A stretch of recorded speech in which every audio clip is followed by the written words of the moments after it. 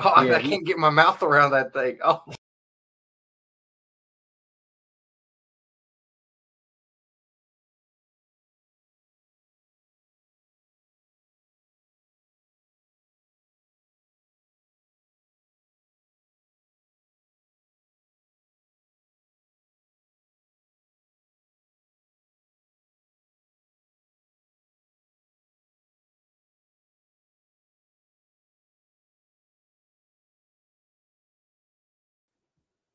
What up, cappers, gamblers, punters, hustlers, low baggers? Happy Thursday, February 24th to all of you. Thank you for watching Betting with the Bag right here on Pub Sports Radio. We have a packed show, a giant show.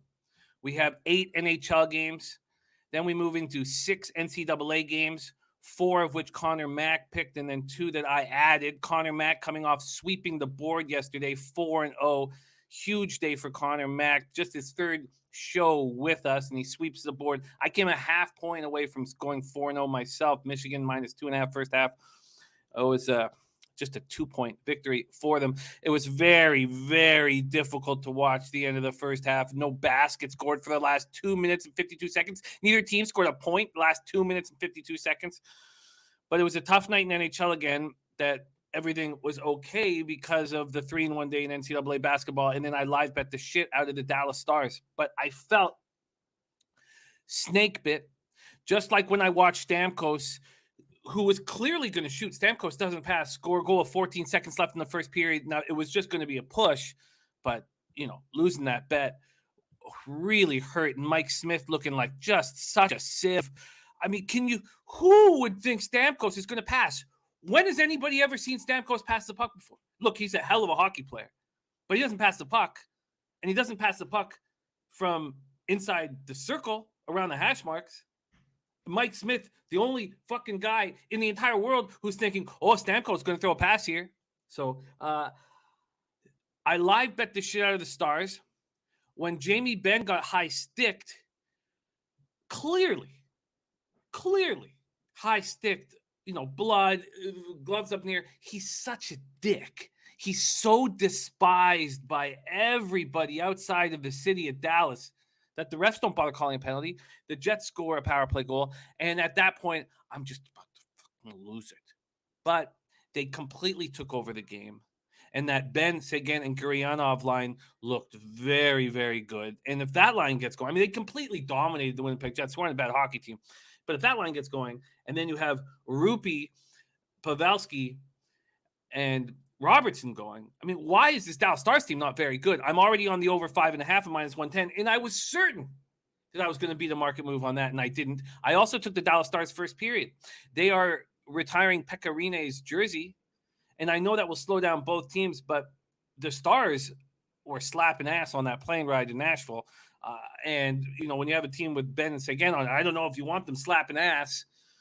But I think they come out fast in the first period. Now, will that be stalled because of the Rinne jersey retirement? I don't fucking know. But I made a bunch of bets in NHL because I'm fucking attacking today. And we're all business today. Shout out to everybody joining us. The community of new knowledge in the house. Another casher with the Cash Me Out Pick of the Day. Man, our NCAA basketball was on one. There's Michael Ervalina off a great day, too.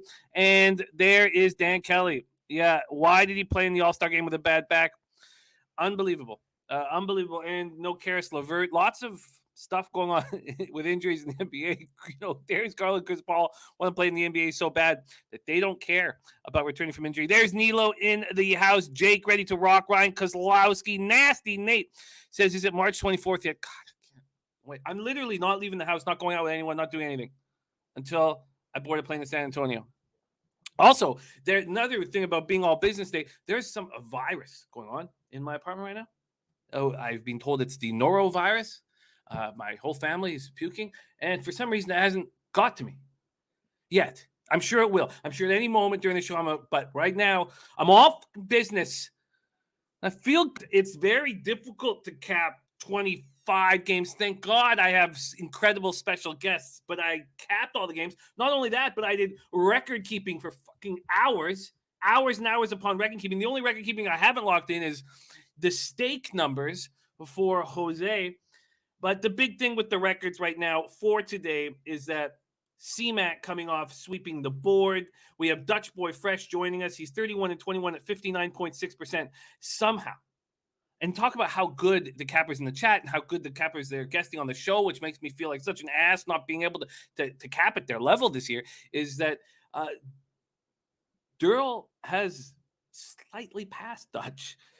Durrell's goal was 60%, and he's hit 60%. Dutch doesn't need goals, man. That guy he's a badass motherfucker. He's at 59.6%. His ROI is at 16.5%. And Durrell's capped 80 games on this show, made official picks on 80 games, and his ROI is 17.38%. And look, I was down 23 units, and I've even caught up. I'm 91 in 86. I'm down 3.92 units, or 3.72. Whatever. All right. Shout out to everybody here. There's Nuke Worker, Polly Walnuts, Locke Bresner, Puzzler, Clint Star, the diehard MMA podcast. Yotes King's coming back in the game. Nice job there. That was a fun game to watch. Billy Friedrich, Turnsey says, I know everyone's on the Wild tonight, but I like Toronto. I've already moved on Toronto -1. And if that hits 7, I will move on the under. But is Jack Campbell just going to shit the bed for the rest of the year? I mean, I listened to Jack Campbell's interviews. I listened to everything that he said, and I like what he's saying, and I expect him to step up here at home. I just wish it was a sold-out Air Canada Center because I don't want to get into fucking politics, but this is just ridiculous that we can't have sold-out fucking hockey games. There is Dennis Garcia. And Dennis Garcia says, hyping the Dallas Rats for beating the terrible Winnipeg Jets. Some things never change. There's Deacon Mike. I tailed Deacon Mike yesterday. What a great breakdown he had for Missouri State. Team total over 72.5. And I didn't even get the 72.5. I got 73.5. And even that I had to pay -115 for, but I did it. This was his breakdown. He said, in tonight's game versus Bradley, Missouri State got destroyed by 20 against Northern Iowa in this past Sunday game. Low shooting percentage and still scored 75. Now it's a home game versus Bradley on senior night. I'm in. They went for 83 points. They, double digit cleared it for Deacon. He cashed that with 4.5 minutes left. Great job, Deacon. And thank you for sharing your insights with us. And I loved running with that. It was a big, very, very important for my night last night. Viper NB, Kenny V. Von Polo, CT Bays, Mark Schillingberg, Robert Cherry, a.k.a. Officer of 50, Ayash Allah, in the house. And it says, how about that Pamper Pop play with Creighton Moneyline? Great job. Great job.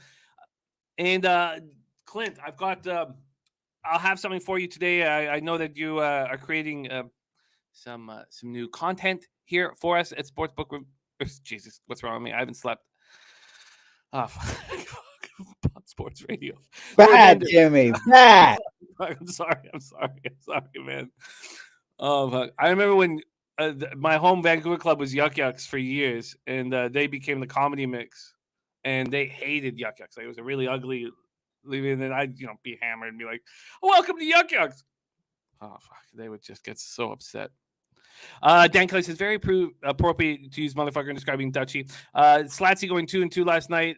Best bet today, Panthers, Jackets. Both teams score first period. I get it. Ron Crawford in the house. Great to see you, Ron. Crystal Warren. I'm not gonna pretend that. I can't. But you know what? There's this. Oh no. Turns he has Mrazek confirmed. Well, I certainly won't be on the under 7 now. Oh God. Okay. Sorry, you guys. I'm sorry. It was important 3 years of my life. Okay, let's get back to work. Thank you guys all so much for joining us. Huge show today, all business, 3 special guests. We start with Mr. Gogster, then we have Conor Mac, then we have Dutch Boy Fresh. We go NHL, NCAA, NBA, and we need winners, and we need a bounce back from both Mr. Gogster and myself. Please welcome to the show the pride of Belleville, Ontario, Mr. Gogster in the house. Goji, what's happening? What's going on, guys? How are we doing today? All business. Coming off a 1-4 day. We got to be as transparent as fuck here. We don't usually swear, but coming off a rough night, and all I needed to hear was Mrazek's in. So it's looking like a Minnesota play. How is it not, Jimmy? Look, how is it not? I think Greenway's a huge piece of the puzzle, and I know they're saying that Zuccarello is possibly going to play, but it's an upper body injury, and he's a sniper. We see what happens when Kirill Kaprizov doesn't have Zuccarello beside him. Now, Kaprizov's still a hell of a player, but Zuccarello and Kaprizov together are what make the magic happen. You could see that Hartman and Kaprizov were not on the board at all in the Ottawa Senators game. Look, well, let's get right to that game, and let's get rolling right now. What's going on, guys, in the chat? How are we doing today? 7 p.m. Eastern, Minnesota Wild 31-14-3, 15-10-2 at Toronto Maple Leafs 32-14-4, 18-5-1. I am fucking gobsmacked that they're not going back to Jack Campbell. He says after the game, I thought the team played amazing and deserved two points. They just shot and beat me, and it's not acceptable on my part. We should have won 3-0. So just have to move on. To think that this coaching staff doesn't understand that he's going to be your horse in the playoffs and you go right back to your starting goaltender is shocking. They're going to lose again. Fucking shocked. I mean, how could I just – you're supposed to believe in these guys. I mean, remember when Washington was on the second half of back-to-back and they called up Copley and they went with Samsonov again in the second half after he made 40-plus saves, and I think they were playing – I can't remember who they were playing, but they whoever they were playing scored 3 goals on Washington in the first 5 minutes. Then Copley came in and shut the door. As a coach, you're supposed to believe in your players. Yeah, no, that's ridiculous, guys. I just took the Toronto hat off. I got the jersey on, but even Jimmy said with the guys that are out, I'm Fiala with Gaudreau and Boldy. I don't know if you guys have been talking about Matt Boldy here. This guy had a hat trick a couple of games ago. This guy's been on fire. And then you got Foligno, Eriksson Ek. Brandon Deheim, I could pronounce his name wrong. Dwyer, Sturm, and Bukestad on the floor. Jimmy, Toronto's got a healthy team. Don't get me wrong, but with Mrazek and Net, guys, this guy's just so bad. And you're going up against an offensive team in Minnesota. I'm trying to get this out, guys. Winnipeg 6-3, they lost to Florida 6-2, came back, beat Edmonton 7-3. They're coming off a 4-3 loss against Ottawa. Toronto right now, the fact Jimmy said it, why the hell aren't they going back to Campbell? That's fucking ridiculous.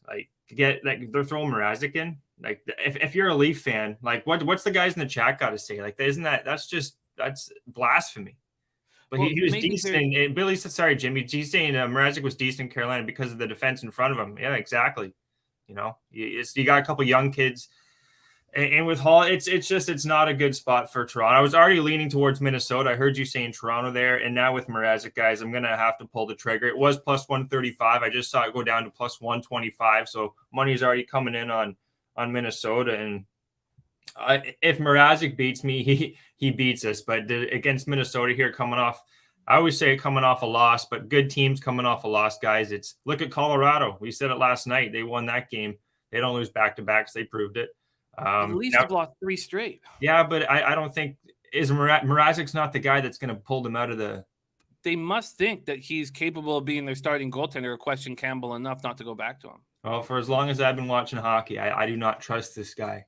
Like you say about Ned, I do not trust this guy. Just like he did, they got rid of him in Carolina too.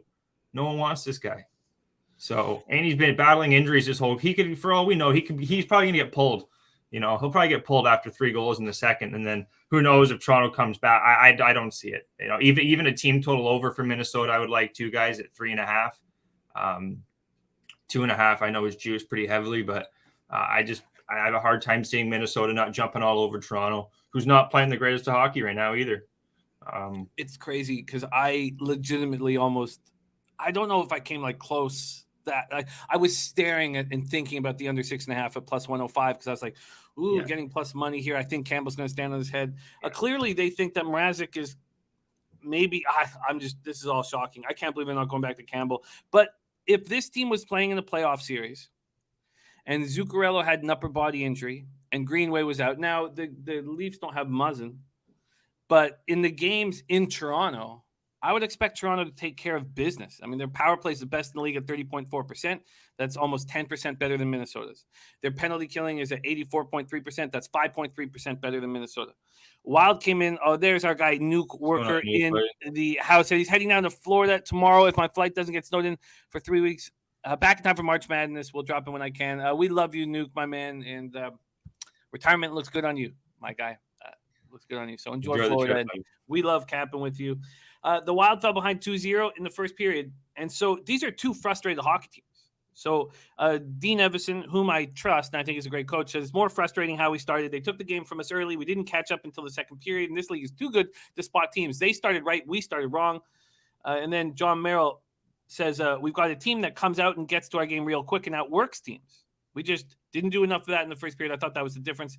They expect Zuccarello to be back, but it wouldn't shock me if this is, with an upper body injury, if they want to make sure he's 100%. Yeah. 17 goals, 35 assists. He's been awesome. I got him in the hockey pool this year. He's a hell of a hockey player when he's healthy. And he's been healthy most of the year. 5-game point streak right now.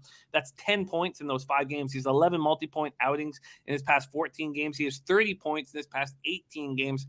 Like my hockey pool team stacked. I got like McKinnon and Landeskog and players like that. But he's had the best month, clearly, of anybody on my hockey pool team. Leafs come in off there. Oh, and then Jordan Greenway will not be in the lineup, and he's a huge part, especially if you're thinking about the playoffs and playing this team every second night. And you want to punish the Toronto Maple Leafs, who aren't a big hockey team, and Greenway's a person who can do that, so it hurts not having him in the lineup. Leafs coming off their third straight loss, 4-3 at Columbus on Tuesday night. Austin Matthews took 11 shots on goal. That's his 4th game this season with 3 or more points. He's cocky, he's brazen, and he's a hell of a hockey player. He's a hell of a hockey player. Muzzin still in concussion protocol. I said Lyubushkin could be a problem, and he was burnt on the game-winning goal. I guess it wasn't the game-winning goal because Spezza, of course it wasn't, because Spezza tied it up. I didn't see that game, to be honest. So I watched it. I needed it so badly. I was so angry about, I was quite confident getting that 6.5 at -115. It moved up to 7. And so, I like that Spezza goal was like, oh, I could take a deep breath and like go on with my night and not, just why is Daddy such an asshole? They just shot and beat me. It's not acceptable. Campbell saying all these things. I can't believe he's not in. Okay, so we're on the other side. We're on other sides of each other. I gotta be on Minnesota, and they got Detroit on Saturday. So they're not gonna go with Mrazek. I don't know what the hell they're doing. I really don't. And Minnesota have Calgary on Saturday, on the road. So. And also Kakkonen should be in net. That's another thing. I don't know if we brought that up, Jimmy. I expect Kakkonen to be in net. I'd rather have Kakkonen than Talbot at this 100%. Point of the year, the way they're playing. And I felt that way even at the halfway mark, and then Talbot clearly took the job. Jenkins says, Jenkins says, new regular here. First time typing in the chat. Jumped all over the Wild plus 135 last night after what the Leafs have shown lately. I'll take the Wild at plus money all day. My guy. They're a good hockey team. They're a good hockey team. Trust me, I really think they're a good hockey team. And in the best of 7 series, I'd need to know the health of everybody. I still think, as a Toronto fan, Jimmy, they're getting bounced first round. Unless they play Boston or someone really easy, I don't think Toronto's going to go deep at all. It's going to be the same shit, different year. I can't wait for that first round series. I mean, it's just going to be. I'm sorry, Toronto fans, but the pressure on the Leafs is going to be just fucking insane, and they're going to happen again. It's going to happen again. But I don't agree with you here. You're making the angle with the Wild here. Angry off a loss. The Leafs have lost 3 straight, and they're a very talented hockey club, and you're getting them at a nice price. Though, Jimmy, the guy between the pipes is just that's the main thing. The first thing I look at is goalies, and if you don't have a good enough goalie in the net, I don't give a who. It's like he's just so, and I can't trust him. And a Minnesota team that I think is going to be going deep in the playoffs this year.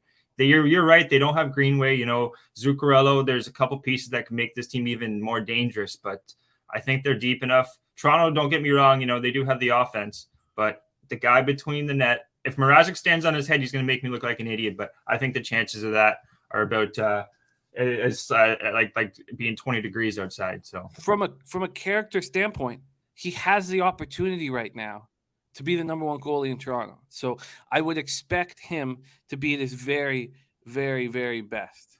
I would expect him to be at their very, very best. Dennis Garcia says there will be no pressure on the Leafs.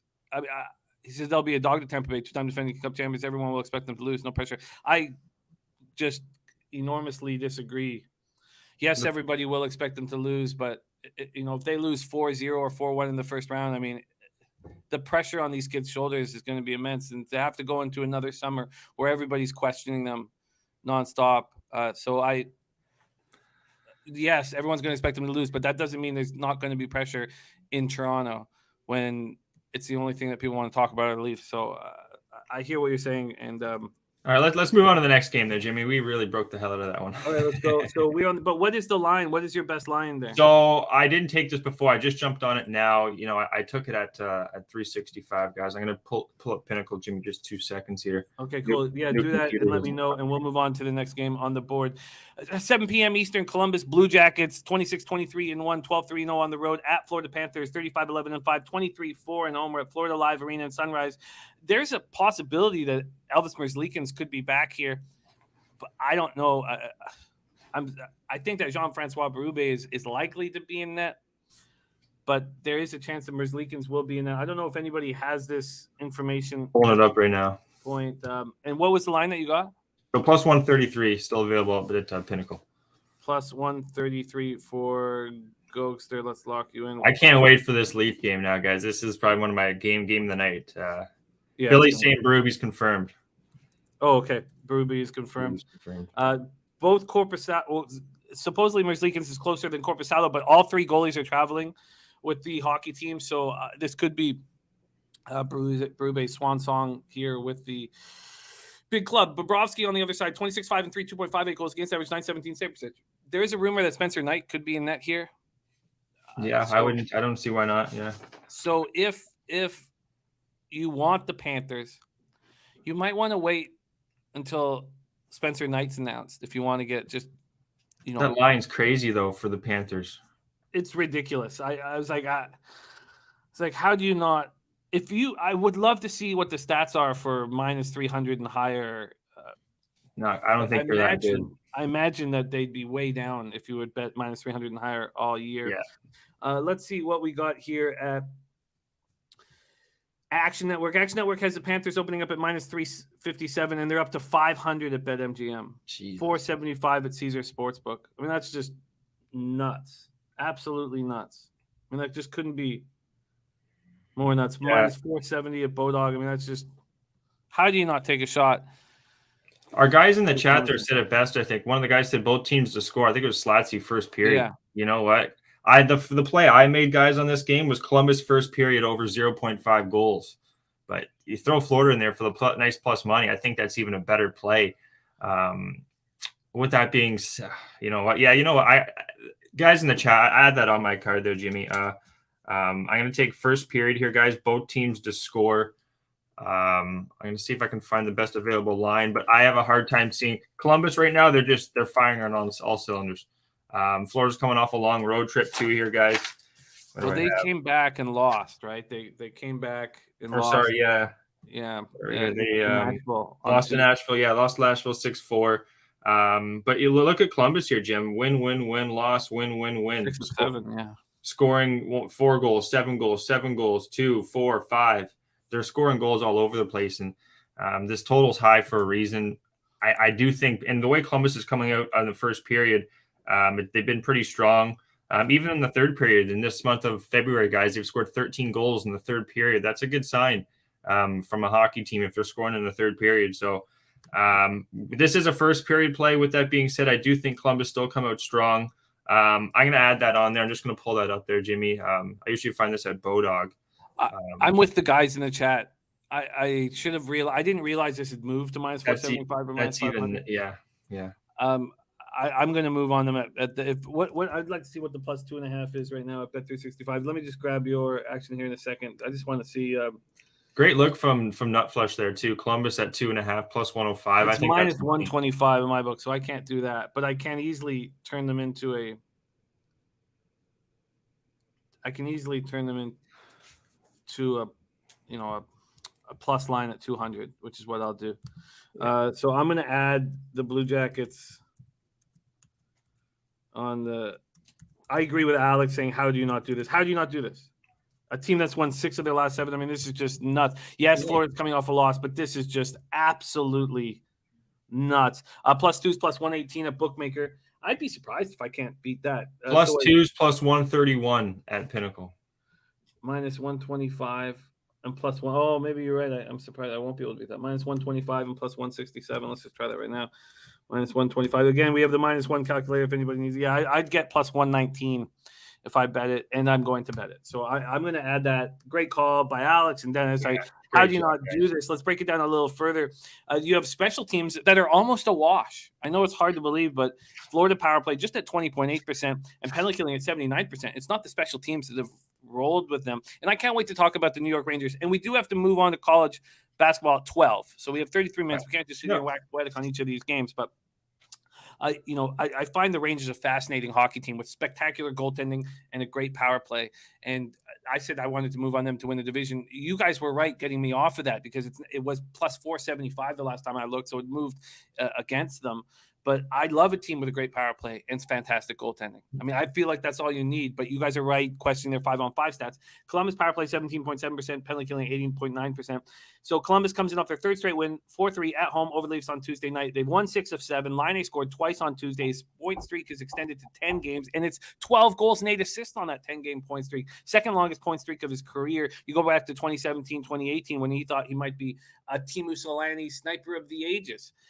Only 2 Columbus players have ever had longer streaks. Ryan Johansson, who at that point when he did this, I thought he was going to make Vancouver proud. Instead, he's being a very disappointing hockey player. And Cam Atkinson, 12. The Jackets are averaging 4.6 goals per game. Look, I know why all you guys are going on the over, but they did not play an offensive game against the Leafs. They were playing quite tight and conservative, not giving the Leafs opportunities. And then they were taking advantage of their opportunities. Where that Gaunt's goal was that 5-hole was the thing of beauty. 21. So 8-2 over their past 10. Boone Jenner, 21 goals, 40 points. Voracek is revived, 14 power play assists. He's got 33 assists. Berube knows this is his great opportunity. He's playing okay. Panthers had the 3-game winning streak snapped in that 6-4 loss at home versus Nashville on Tuesday night. First home loss since December 16th. Look, that's incredible. And Huberdeau is the leading scorer in the NHL. That's all well and good, but this line is ridiculous. Sammy Reinhart, I love the Reinhart family. I wish Griffin made it. But, I love Sammy and I love Paul, their dad. He's one of my favorite players of all time. Sammy has a 7-game point streak, 6 goals, 6 assists. He's rolling. I got him in the hockey pool. Bobrovsky playing well. But as I said, it could be Spencer, which means I want to bet this before Spencer's announced, if he is announced. But remember, Bobrovsky right now has got a goals against average of 2.58 and a save percentage of 917. He started out with in October, 1.81 goals against average, 944 save percentage. So he's coming back to earth. So Danny A says, I actually like the under in this game. Going to wait and see if I can get a 7.5. Could there actually be a 7.5? That would be next level. Wow. Yeah. So Jimmy, in this game though, buddy, give me the both teams to score plus 125, guys. That's what's available on the market. I found both teams to score first period, come out strong. One thing for Florida too, they're going to have Ulevy back, one of the defensemen. So I hate that guy. Fuck that guy. We picked him over Matthew Tkachuk. We picked him over Charlie McAvoy. Benny should be ashamed of himself, and I don't ever want his name mentioned on this fucking show. All right, we'll call him. Can we call him Yuli? Yeah, call him Yuli. Okay, we'll call him Yuli. Yuli there. He's going to be back in. Jimmy doesn't like that, but I think both teams score in the first period. I'm going to roll with it. Not going to think twice. And let's move on to the next game there, Jimmy. Let's move on to the next game. And yeah, Dennis Garcia is saying that plus 119 as well. And shout out to Ixnizzle giving us action here in NBA. I'm going to copy and paste that, and I'll share it with everybody once we get into NBA with Dutch Boy Fresh. Those of you keeping an eye on the clock here, we plan to be at Dutch Boy Fresh in an hour and 5 minutes. That is the plan. Okay, let's roll on. And if we need 5 minutes or so extra for NHL here, let's plan it out and give Connor some notice. Especially, you got to respect the man after sweeping the board. We can't. Damn right. Kick my ass out for Connie. We need the winners here, guys. We need the winners. Let's get them right here. Next up, yeah, I'm around today too, Prince. Love it, Slats. You got my phone number. Hit me anytime. I'm around. Okay, 7 p.m. Eastern. Next up, Washington Capitals 28-15-9, 16-5-4 at the Rangers, 32-13-5, 16-4-3 at home, Madison Square Garden in New York. I've often said that all I want is the best goalie in the league and a very strong power play. Well, I know who that is. But look, you guys were against how bad they're playing 5-on-5, and I'm so curious as to what this team is going to do. I'm so curious.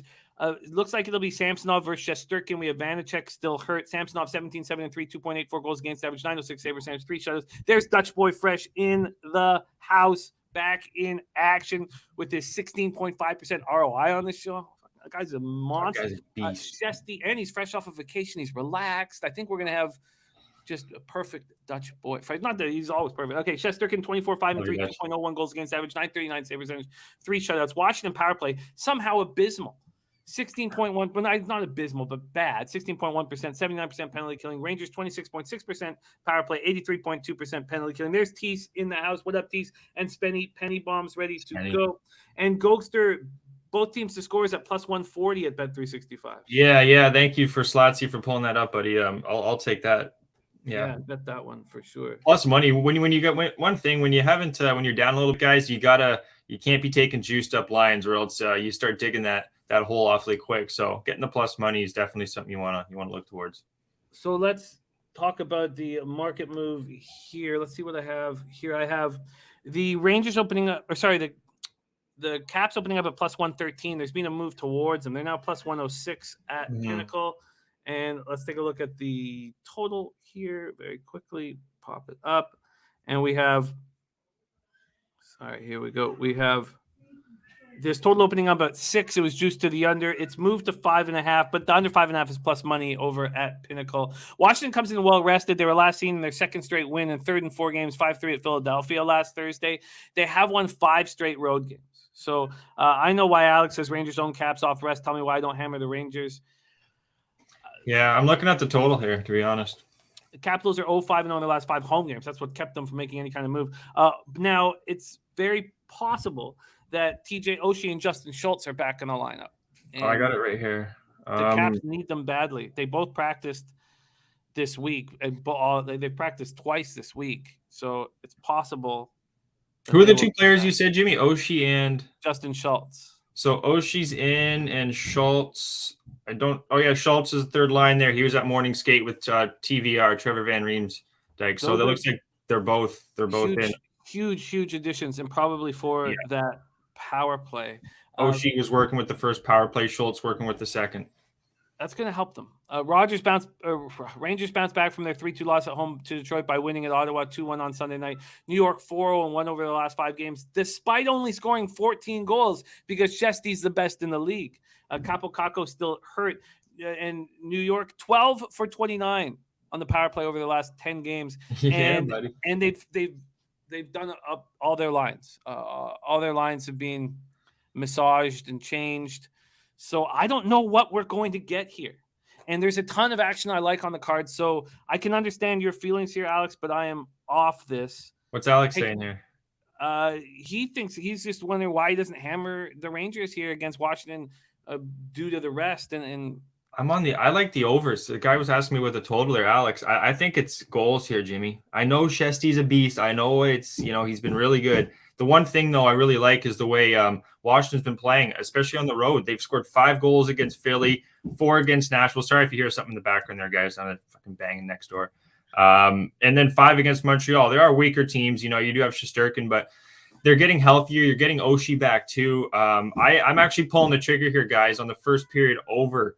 I think both teams are going to come out quick. It could slow down. You could have check and fest, a slower finish to the game. But to come out, I think both teams are going to come out hot. I very well see Shesterkin letting a goal in the first. The addition of Oshie and Schultz should definitely give this team a boost. And they've been scoring on the road, guys. You got the Rangers on the other hand, 55% power play in the month of February. 55, Jimmy, unbelievable. And then Washington's got a 68% penalty kill in the month of February. But that's going to change with Oshie and Schultz back. That's definitely, I think, going to change it. It's got to change. It has. I mean, but we've been waiting for it all year. It's like I'm betting on the Islanders today, and we've been waiting all year for them to put their patented 10-game winning streak together, and I keep falling under that. That's an interesting game. That's a very interesting game. What is the line you got for the first period over 1.5? So it's a little bit juiced here, guys. It is minus 120. But I'm just gonna trust. I was gonna take the full game. Only thing worries me about the full game, the way the Rangers have been in Shesterkin. Jimmy said he's the Russian wall. That's what I dubbed this guy a couple months ago. So full game, I do still lean towards the full game, but first period, I think both teams come out with at least 1 goal, or even one of them could go up 2-0 kind of thing. So I like the first period over here. picking the side, this is going to be a tough one. You could even see an overtime draw, on this game, but yeah. Well, let's keep rolling. Gogster again. We're breaking into NCAA basketball in 25 minutes, and then NBA will be in 1 hour and 59 minutes exactly. Okay, and we got a look here from the Community of New Knowledge, 12:45 p.m. Eastern, an hour and 10 minutes from now. UEFA Europa League, Olympiacos in Atlanta, first half over 1 at +105. Okay, let's go. And Alex says my dad's a diehard Caps fan. He doesn't like their chances tonight, but he also doesn't bet on sports. But it's that's important. I fade my dad as much as possible. I don't know how you handle your dad's action, but my dad sends me in bets and I don't bet them. My old man played hockey, Jim, so I go to him for the goods. Hey, Dad, who do you like? He'll tell me. My dad could probably have a mansion if he wanted to bet, but I just take his knowledge and run with it. So anyway. You're lucky, man. Lucky, man. My dad doesn't. 7 p.m. Eastern, New Jersey. I just don't live up to my father's expectations. Oh, either do I. Trust me. Yeah. No, my dad played Olympic hockey, Jimmy. You think I'm going to reach that? Yeah, right. New Jersey Devils 17-28-5, 7-15-2 on the road at Pittsburgh Penguins 31-13-8, 14-7-5 at home. We're at PPG Paints Arena in Pittsburgh, Pennsylvania. So John Gillies is listed, but there is rumors that there could be a Mackenzie Blackwood sighting tonight. So there's rumors that there could be a Mackenzie Blackwood sighting tonight. I don't know if that has come up. Also, Jesper Bratt, who's been their best player this year, and Andreas Johansson, 2 left wingers that are important to this roster, also could be back because this Devils team has not played since February 15th, 9 days ago. What we do know is that Dougie Hamilton will be back. That is confirmed. Dougie Hamilton will be in the lineup for the New Jersey Devils. If Gillies is in the lineup, it's not a good thing. But I don't know if this is tricky, and these Penguins are just huge favorites here. By the way, the Columbus, Florida total has moved to 7. As you guys guessed, and it's this at Sports Interaction, it's -131 to the over, and at Pinnacle it's -121. So you guys are right. Our first 7.5 is going to come on. Our first 7.5. How don't we love that for both teams to score in the first period at +140 too? I think that's a great. I get it. So let's go back to this Pittsburgh spot here. Oh, this book is so funny this site. This site doesn't even have this game on it. Thank God I don't trust them, and I pulled up the Action Network. Okay, let's go to this. The Penguins open up at -357, so there's been a huge move towards the Devils. Does that mean that Blackwood is going to be in? I don't know if anybody has that information. They got their morning skate, Jimmy, 11:30, so they're just going on the ice right now, so we'll know within the next half an hour. But I think the market is saying either that it was put up wrong, because I would not have put the Penguins as this big of a favorite. And it's 6.5 total, under 6.5. I used to love betting under 6.5s with the Leafs. With the Pens. I've not been doing that as much of late. Devils 17.2% power play, 83.5% penalty killing. Really strong penalty killing. Pittsburgh power play 21.5%, 86.5% penalty killing. Pens coming off their second straight loss, 4-3 at home to Carolina on Sunday. Probably an angry group and a dangerous angry group. Zucker and Teddy Bluger remain out for the Pittsburgh Penguins. Now, I don't know about Blackwood, but you up to the market on the Devils.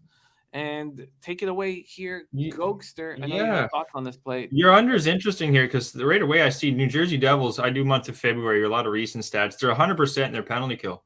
They've played 1, 2, 3, 4, 5, 6 games. They haven't allowed a power play goal yet. So right away, that's kind of an under, and it's 6.5. So that's interesting look right away with the under. Yari, he should be a net, solid goalie, especially at home. They're coming off 2 losses, too, guys. Pittsburgh 4-1 to Toronto, then 4-3 to Carolina. So they're definitely eager to more than likely to come out strong here. The thing is, though, they're going to be having additions of Hamilton, and I also believe, who was it here? Johansson or Johnson and Bratt. They should both be in as well. So they're going to have some additions here. I think this could be an underplay more. I think about it at 6.5. It is a parlay piece, though, Jimmy. I have Pittsburgh in a parlay here with another team coming up here in a bit. So they're going to be in a money line parlay. I think Pittsburgh does get it done. Could be a tighter game. I think, 4-3-1, 4-2, 3-2 kind of game. I do think Pittsburgh get it done, though. Losing to Toronto and Carolina, 2 really strong hockey teams, too. They're eager to probably get back on the ice. And also Bluger was skating. So if they get Bluger back, that's another a nice addition for Pittsburgh. So I do think Pittsburgh get it done. The line definitely is a little bit high, but we're going to throw it in a parlay here coming up. Jeez, my palms are leaking. I got so much NHL action tonight, and I'm going to have more here in a second because not this game, but the next game after this, I want to break down. But okay, here, Jimmy. 8:30 p.m. Eastern, Dallas Stars 28-20-2, 10-13-1 at Nashville Predators, 29-18-4, 14-9-0 at home at Bridgestone Arena in Nashville, Tennessee. Holtby against Saros. We talked a little bit about this off the top of the show. We talked about Pekka Rinne having his jersey retired here tonight.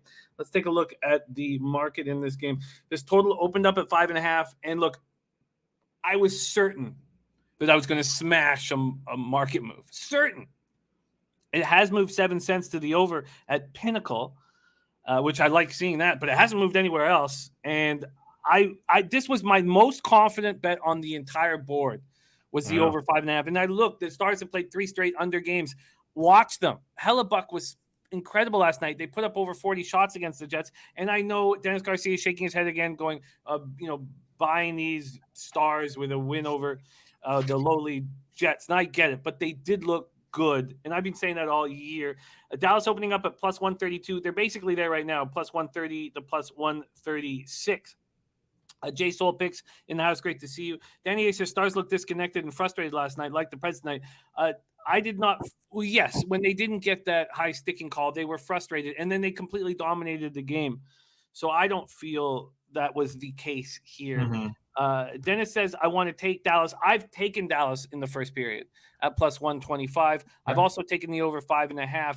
And if we get the second line rolling, and I shouldn't say we, because look, I still love when Pavel Bure put his elbow and knocked out Shane Churla. Look, I don't, and I know that was, it's hockey. I digress, but the Stars franchise has not been one I've ever really liked. Ever since Dino Ciccarelli did the triple, and Brian Lawton, such a disappointment. But I always like their jerseys. Holtby is not a goaltender I trust, and I think he's going to continue to fall off. And UC Saros, 24-15-3, 2.49 goals against average, 9.23 savage. And I think it's very good. We have 2 very strong power plays. Dallas, 23.8%, Nashville, 24% against 2 weak penalty killings. Dallas, 77.6, and Nashville, 79.7. Stars on the second half, back-to-back after that game I've been talking all about. Guriana, Ben, and Sagan combined for 6 points. Predators snapped their 4-game losing streak with an impressive 6-4 win at Florida on Tuesday night. And Tanner Jeannot is looking like the real deal. A big help for them. 17 goals in his rookie season, 31 points. That's 6th amongst rookies. And he scored 2 third-period goals in that game. He scored the most important goals in the game. And they're retiring Rinne's jersey, and that's going to slow some things down. Top Shelf Play says Predators moneyline easy lock. Why do you think it's going to slow things down, Jim? Just because it takes 40 minutes and you're standing. Yeah. So it always does. So definitely first period then, a slower first period then. Slower first 10 minutes. It's just they don't like standing for 40 minutes before a game starts. Yeah. You see them bouncing around like me in my chair right now. This Tanner Jeannot, he's the real deal right now. He's from Oxbow. Where the hell is that? Oh, Saskatchewan. There you go. Saskatchewan guy. He's a gritty hockey player. Solid. He was on the line with my Belleville guy here, Nick Cousins, who's out of the lineup right now. But these guys, they're even their fourth line with Tolvanen. He's a solid player on there with McCarron and Luff, not the best line mates. But the way Nashville's played this month, guys, they've been really pretty poor. Lost to Dallas 4-3, lost to Winnipeg 5-2, lost to Washington 4-1, lost to Carolina 5-3. Those were all really good hockey teams. And then beat Florida 6-4. So they've been playing some solid competition. I do like the over here. I do think there's going to be some goals because if Dallas does get down, like what happened against Winnipeg, with Holtby in that too, I think there's a good chance that happens. I would be leaning towards Nashville here full game. I do think they're going to get on a bit of a run, to be honest. If they can, I haven't looked at their schedule. Next game is going to be against Tampa Bay on Saturday. So this is a really tough schedule for Nashville. They also did lose to them. I brought that up just a second ago, 4-3 at Dallas. So you got the revenge factor coming off a nice 6-4 win. I do think Nashville will get it done, but at 5.5, I'm on you here, Jimmy, with the over. Minus 110, I got it at. I think there's going to be at least over 5.5 goals. Yeah, and also Nashville's penalty kill, guys, in this month is only 66%, so not the greatest. With that being said, I think they're going to lock in here. But I like the over better. Yeah, I was so certain that I was going to smash this market move, and Holtby just isn't trusted. Yeah, with Holtby too. I'm surprised this was 5.5. It's not going up, eh?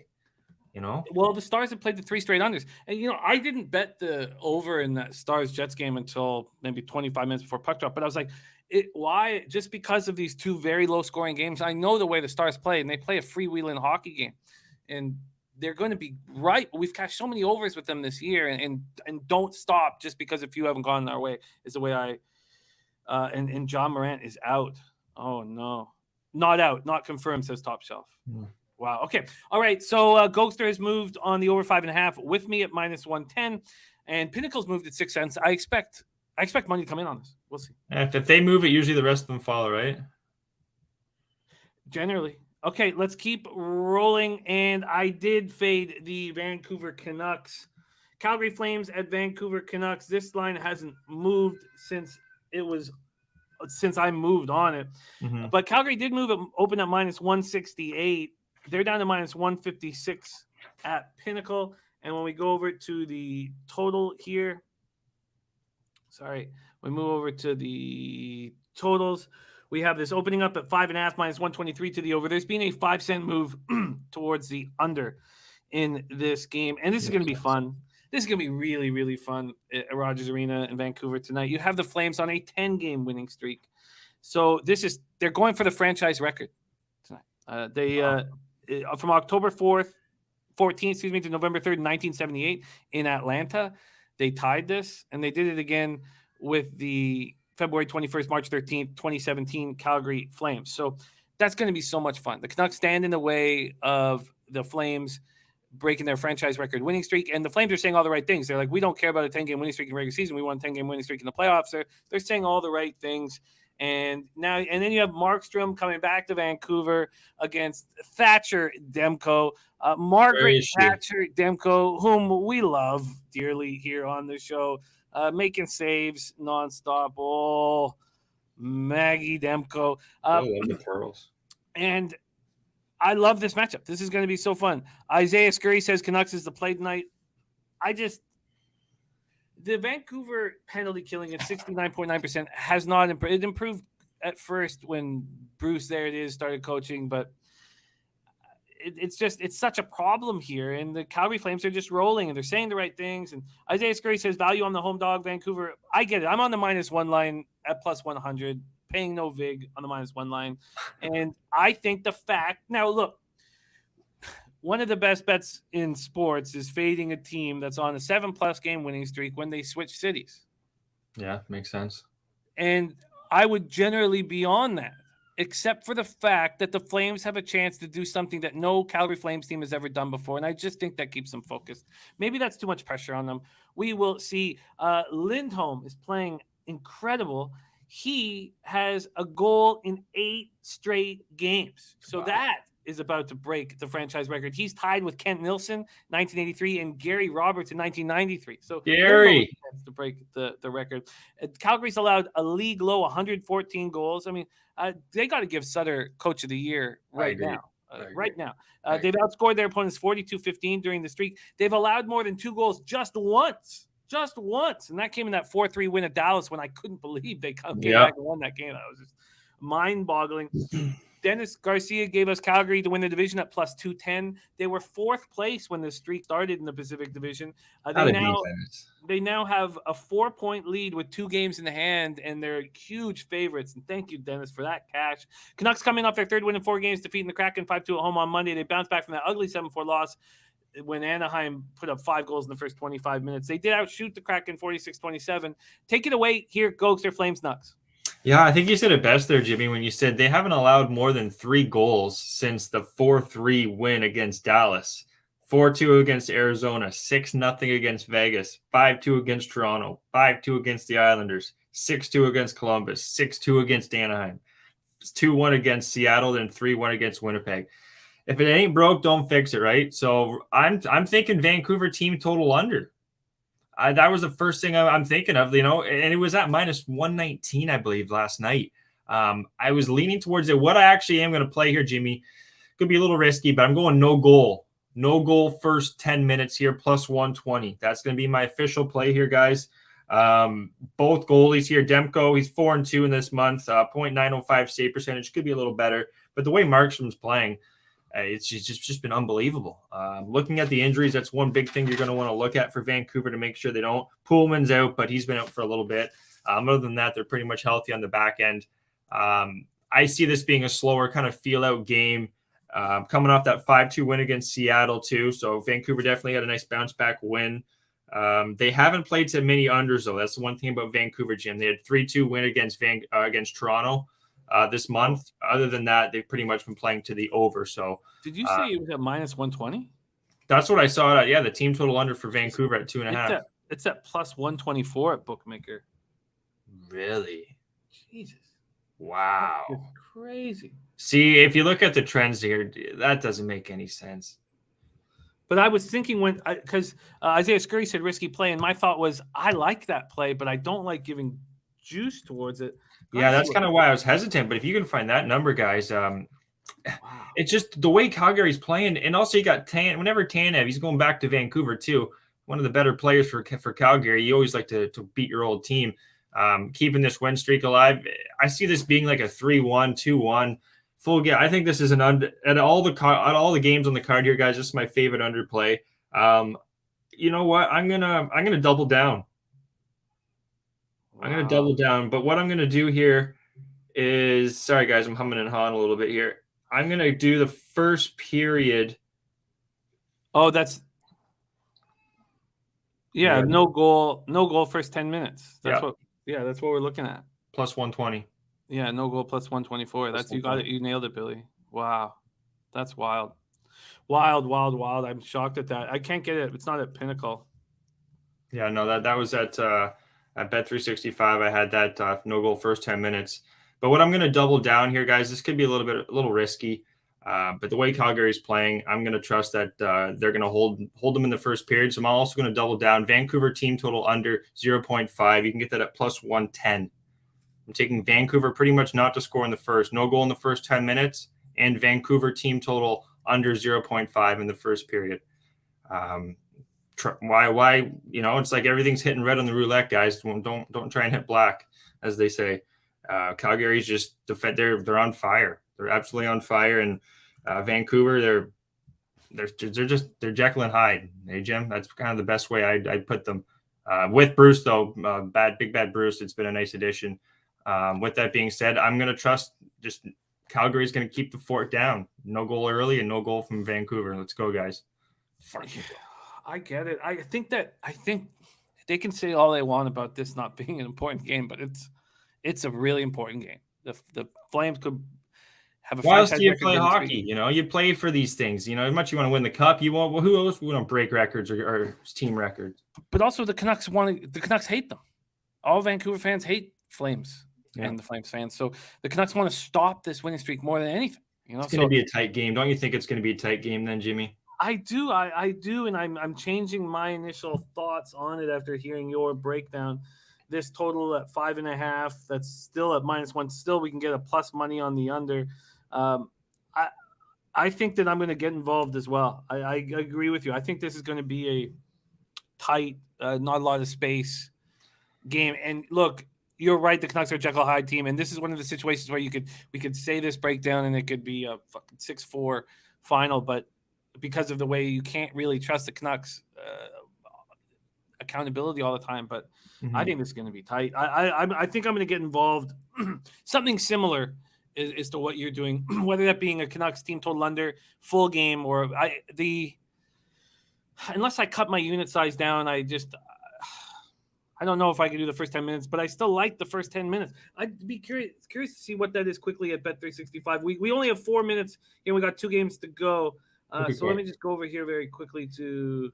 I saw it at plus 120 just before the show. First 10 minutes. Where is it? Yeah, plus 120. At home, one thing, Steve G. Yeah, you're on the road. I've seen Demko. This team's they're big over team on the road. At home though, and Jimmy said it's like a rival game too, man. You know, I think Demko is that good. I really do. Yeah, and I know. I think he's a top 10 goalie in the NHL. Maybe I'm looking at. I'm really overly critical about the Canucks, so it's not like I'm looking at it through Canucks colored glasses. But okay, we got to keep rolling. We have NCAA coming up in 4 minutes, and then NBA coming up right after that, 35 minutes after that. Next up, I've doubled up here. And I'm really confident in this spot. And I think I'm going to add the over 5.5 now at this point. So let's go. Boston Bruins, Seattle Kraken next up. Bruins 29-17-4, 13-7-3 on the road, 16-33-4, 19-17-2 at home for the Kraken. We're Climate Pledge. We have Dan Kelly says, are there any NHL teams? I don't know if there's a Ukrainian player in the NHL right now, to be honest. Nothing jumps out, no. You'll mark 16-8-1, 2.79 goals against average, 909 save percentage, no shutouts. Grubauer 12-22-4, 3.18. I don't know if it will be Grubauer because the second half did. I'd have to. No, it's not the second half of back-to-back for the. Yeah, it is. I know I wrote it in wrong. They played Tuesday night, so I don't know if it'll be Grubauer. I expect Grubauer, buddy. Seattle's just a bad hockey team. They're just a really bad hockey team, and Francis made a bunch of mistakes, and he couldn't put it together, and he said he was going to use the salary cap as a weapon and all this bullshit. None of that came to fruition. Well, you didn't, buddy. But the Bruins coming in off their second straight win, 5-1 at home over the Avalanche, maybe you don't want to back them after a team beats the favorite to win the Stanley Cup, but they're going to have Brad Marchand back, and they're going to go wild, I think, because they got better and better and better without him.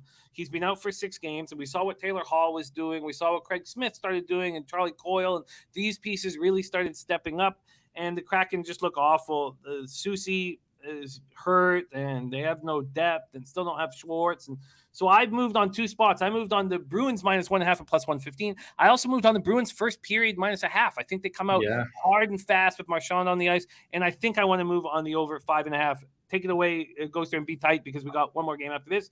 We're talking Bruins Kraken. All right, so right away, this is my other money line piece there. I told you guys Pittsburgh was the one earlier. This is number 2, Pittsburgh Boston money line parlay. You get that at +106. That's at Pinnacle. One thing too, Jimmy said first period. That could be a really strong look because what Boston's done in the first period, 7 goals for, 1 goal against in the first period in the month of February. And that's 2, 4, 6, 8. That's an 8-game sample size. So these guys have been really good in the first period, and you're getting Marchand back. I really do like that first period. That's one of my leans on my card there. Boston first period -0.5. With Marchand back, it's kind of like getting your schoolyard bully back. You know, everyone kind of stands up again and lets the bully go and do the work, and you just kind of pick up the pieces. So Marchand back. Jimmy said it too. Seattle's just such a poor team. I think Boston get it done here. Coming off a nice 5-1 win. Why are you going to lose to Seattle? I don't see it happening. I think that the stats for the Bruins coming off of a win are different here because Marchand has been sitting there chewing on his glove for 6 games. Pissed. I think that's why that I would put a line through that statistic, and that's what I'm doing. There's a couple spots in this card that I'm putting lines through, stuff that I would usually be afraid of. Beating the Avalanche 5-1, I'm putting a line through that. The Flames coming off winning 7+ in a row and switching cities, I'm putting a line through that because they could break their franchise record. So I'm putting lines through those. Well, how many goals do you think Seattle scored? Because that over kind of worries me, Jimmy. I don't know how many Seattle get. They've been playing off high-scoring games. If you go Boston's been so good defensively. Like from what I'm seeing here, they've allowed 9 and then 10 in the second, third. So first period they've really been good. They've allowed a little more in the second, third. But just with Ullmark too, he's been actually not the greatest this month. 3.71 goals against, but he's pretty good. I'm not going to talk you off the over at all, Jimmy. I don't know if I've already made 2 bets on this game. I don't know how. I'm starting to get a little nervous with the amount that I'm attacking, but I really like this card, and I didn't like yesterday's card, and No, this card, I like this, Jimmy. Hey, don't think twice, brother. We got this. Oh God, we better. Okay, so let's. Alex says weird game, boys. I'm telling you, it is a toughie. I've been watching the Kraken and fading them. They've been shitty though. Cashing off of them. I mean, the Islanders destroyed them. Okay, let's move on to the last game on the card. And look, oh man, I mean, it's cost me a lot of money expecting the Islanders to get going. Yeah, and we shouldn't take too much off of a win against the Kraken. but they looked very, very good. Brock Nelson is on a scoring streak. So is Palmieri. You have these guys on these scoring streaks, and what's going to happen is they're going to be that complete team that they haven't been in a while. And I bet it last night. I took the over 5.5 at plus money at plus 100, and I took the Islanders -1. Now, it had moved 5 cents in Seattle's direction. Now it's moved back 10 cents over to the Islanders. So I beat that line by 5 cents. But that total is now -125 to the under. So if I had waited, I could have got plus 105. I was just happy getting no vig because the Islanders are playing offensive hockey. They are. And their scoring chances going each way. So I won't do my whole breakdown here, but what is happening tonight and should be respected and talked about is Zdeno Chara is going to break the record tonight for most games played by a defenseman. He's going to break Chris Chelios' record. Noah Dobson is his partner. Noah Dobson, I should say blue line partner. Blue line partner. And so Noah Dobson was born 2 years after Chara made his NHL debut. And wow. Chara's played 404 more games than the second most active defenseman. I mean, come on. He deserves and people, I guess he always rubbed people the wrong way at first because he didn't care about being friendly. He only cared about winning, and he only cared about his health, and he only cared about working out. He was just, there was no like, hey, you want to, let's have some fun, and no joke telling. And then when people started getting around it more often, they were like, no, he wants to win. He wants to play forever. He cares more about that than anything else. And the guy deserves respect right now. And to be that tall, to do that, to play that many games and being 6'9" and not to be, to miss that many games, that's really impressive too, to be that tall and to be able to last that long. Billy Friedrich says 68% to the under team total at home for the Sharks this season. I get it, but Bugner has lit a fire under this team. And if you watch them play the Ducks, they were flying. So I'm expecting plus. I think there's going to be a goal fest too here. Just quickly, San Jose, they haven't won a game in the month of February, guys. 5 losses. They're a pissed off team. That's why the Islanders, I was leaning towards San Jose, but I can't trust the San Jose team right now. What I can trust, I think, is to be goals. Reimer's been really bad since the break. Sorokin's been okay. He's a much better home goalie than he is on the road. So I'm doubling down here, Jimmy. First period over and the full game over. Plus 100 first period. And plus 105, did you say full game, I think? Yeah, you're plus 105. You might be able to get better somewhere. First period over 1.5 was plus 100. Plus, let me just see if it's better here. 2 seconds. Yeah, plus 100. Yeah. Okay, and Gogster's on the over. Both power plays were humming too, guys. Over 20% this month. Just expected to be some goals. A really hungry team in San Jose. And the Islanders are scoring goals. Jimmy said it best. So look for some goals in the last game here. The North End says Isles are the best defense team in the league right now. First in goals against and third in higher danger chances. Yeah, they're playing very well and they're rolling. Okay, let's do it. We're going to be moving on to college basketball right now. So let's review all action. And I've got a ton, and more is going to fire away at more. But let's start here. We have Gogster on the Wild at plus 133. We're going heads up. I'm on the Leafs -1 at plus 100. And with the Mrazek announcement, I could have waited and got a better line. And thank God I didn't move on the under. I'm going to add the Blue Jackets +2. That will be an addition in the Jackets Panthers spot. And Gogster's on both teams to score at plus 140. Right. Gogster's on the first period over 1.5 at -120. And Capitals Rangers, I'm off that game. I can't wait to follow along. I won't be watching. Well, I'll check in on it. I won't be watching. Oshie Schultz edition should be great for that team. It's going to be fun. Devils, Penguins, both off. Parlay edition. Penguins. Oh, yeah. What is your parlay? Is that going to be official? Yeah, it's official. Pittsburgh, Boston, parlay edition. There, guys, plus 106. You can get that at. Love that one. So wait, Gogster is on Loaded. Boston at plus 106. Okay, gotcha. That's in. Then we're all over this Stars game. I'm on the Stars first period at plus 125. Gogster's on, and I'm on the over 5.5 -110, and so is Gogster. He's also on the over 5.5 -110. And then I have interest in what Gogster's doing in the Flames Canucks. No goal first 10 minutes, and first period -0.5. I have interest in both of those spots. -0.5 for Vancouver, that was, yeah. Yeah, -0.5. Oh, what was the juice on that first period on -0.5? Plus 110 for Vancouver not to have a goal in the first. All right. And then I already have Bruins -1.5 plus 115. Bruins first period -0.5. I should take my shot on the score. I don't bet player props. Mm-hmm. And then the over 5.5 is something that I may add. And what did you do in this one? Parlay edition there. That was the Boston. Okay, parlay. Okay. All right, then Gogster's on the first period over 1.5 plus 100 and the over 5.5 plus 105. I'm on the Islanders -1. I got a plus 126. So I did end up beating that market move. And then I'm on the over 5.5 plus 100, and that's the market move that's gone against me. And there you have it. We're expecting C-Mac to jump in here any minute. But that is our NHL breakdown. Mr. Gogster, thank you so much for rolling with us, my man. Get that Kyle. I'm all over the Bruins. Kyle Henley, I'm all over them.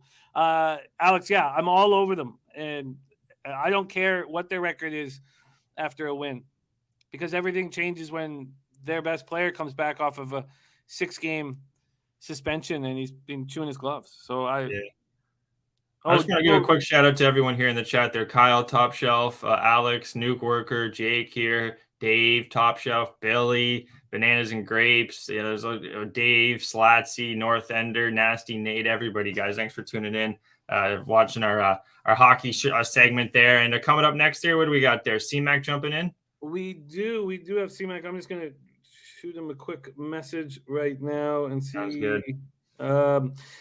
Yes, thank you for everything, Gogster. Yeah, guys. Well, we're going to get this cash, guys. We're not messing around. What's going on, Jose? How you doing? Hello, Gogster. Let's talk about San Antonio while we have this opportunity, by the way. Gogster, you officially booked your flight and you know where you're staying, right? I do. Right around the corner. That's beautiful. See, that's lovely. And speak of the devil, here's Connor. We'll use him to talk about San Antonio, too, because Connor is also coming to San Antonio. Hello, Connor.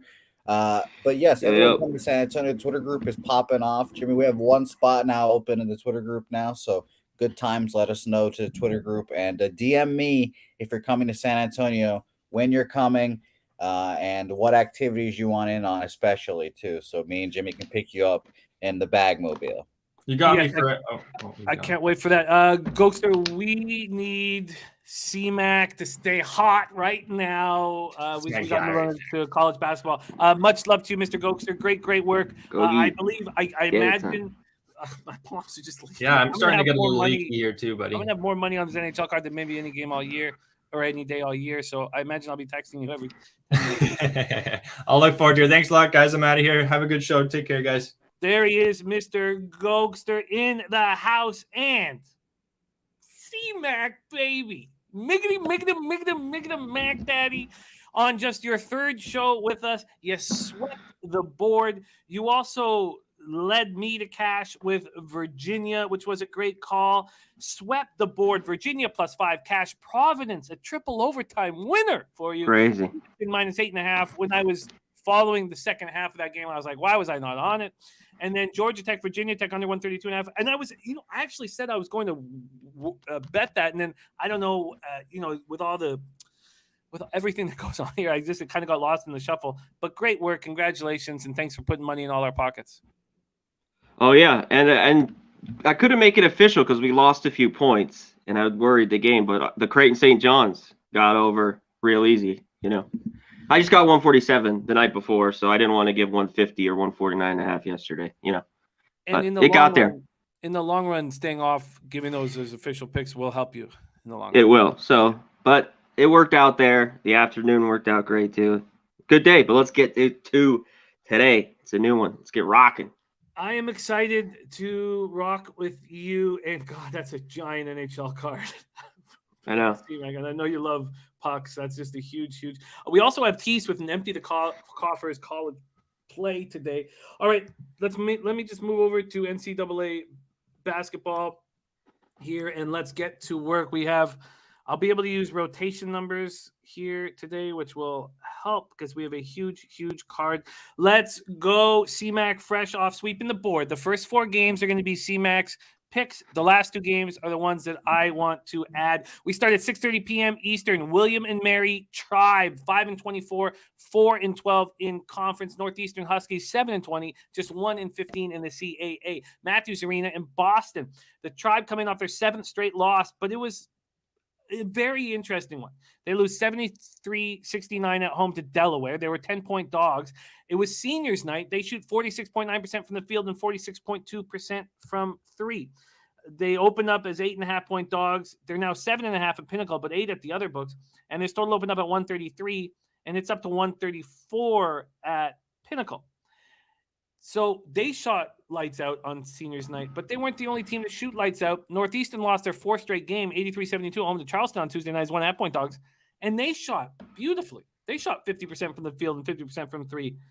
So if you don't think that the Tribe may be able to shoot like that again, can Northeastern shoot like that again? I can't wait to hear your breakdown. Take it away, C-Mac. Tribe, Huskies. I'll tell you right now, Jimmy, I don't think they shoot like that again, period. For Bill Cole, this has been his worst Northeastern team. This has just been a horrible year for them. They were kind of bad last year with COVID. I think they went 10-9, but they have just been awful. And they keep laying points. This is a 7-20 team in Northeastern here. Obviously, William & Mary's not very good either. I think they're, 5-23 or something like that. But once conference came, they started playing better basketball. I have a few losses with William & Mary, but this team's 11-5 ATS in these 16 games in conference. But I have a few good wins, so I think I'm 3-2 with them. This is way too many points here. I have to take William & Mary with the 8. Real quick to touch on the total, I'm not going to play it, but I'd be all over this over. William & Mary just has to play kind of in the 70s as long as they shoot well, but I'm a little scared. Both teams give up more points than they score. You know what I mean? They score like 64. Northeastern, they give up 71.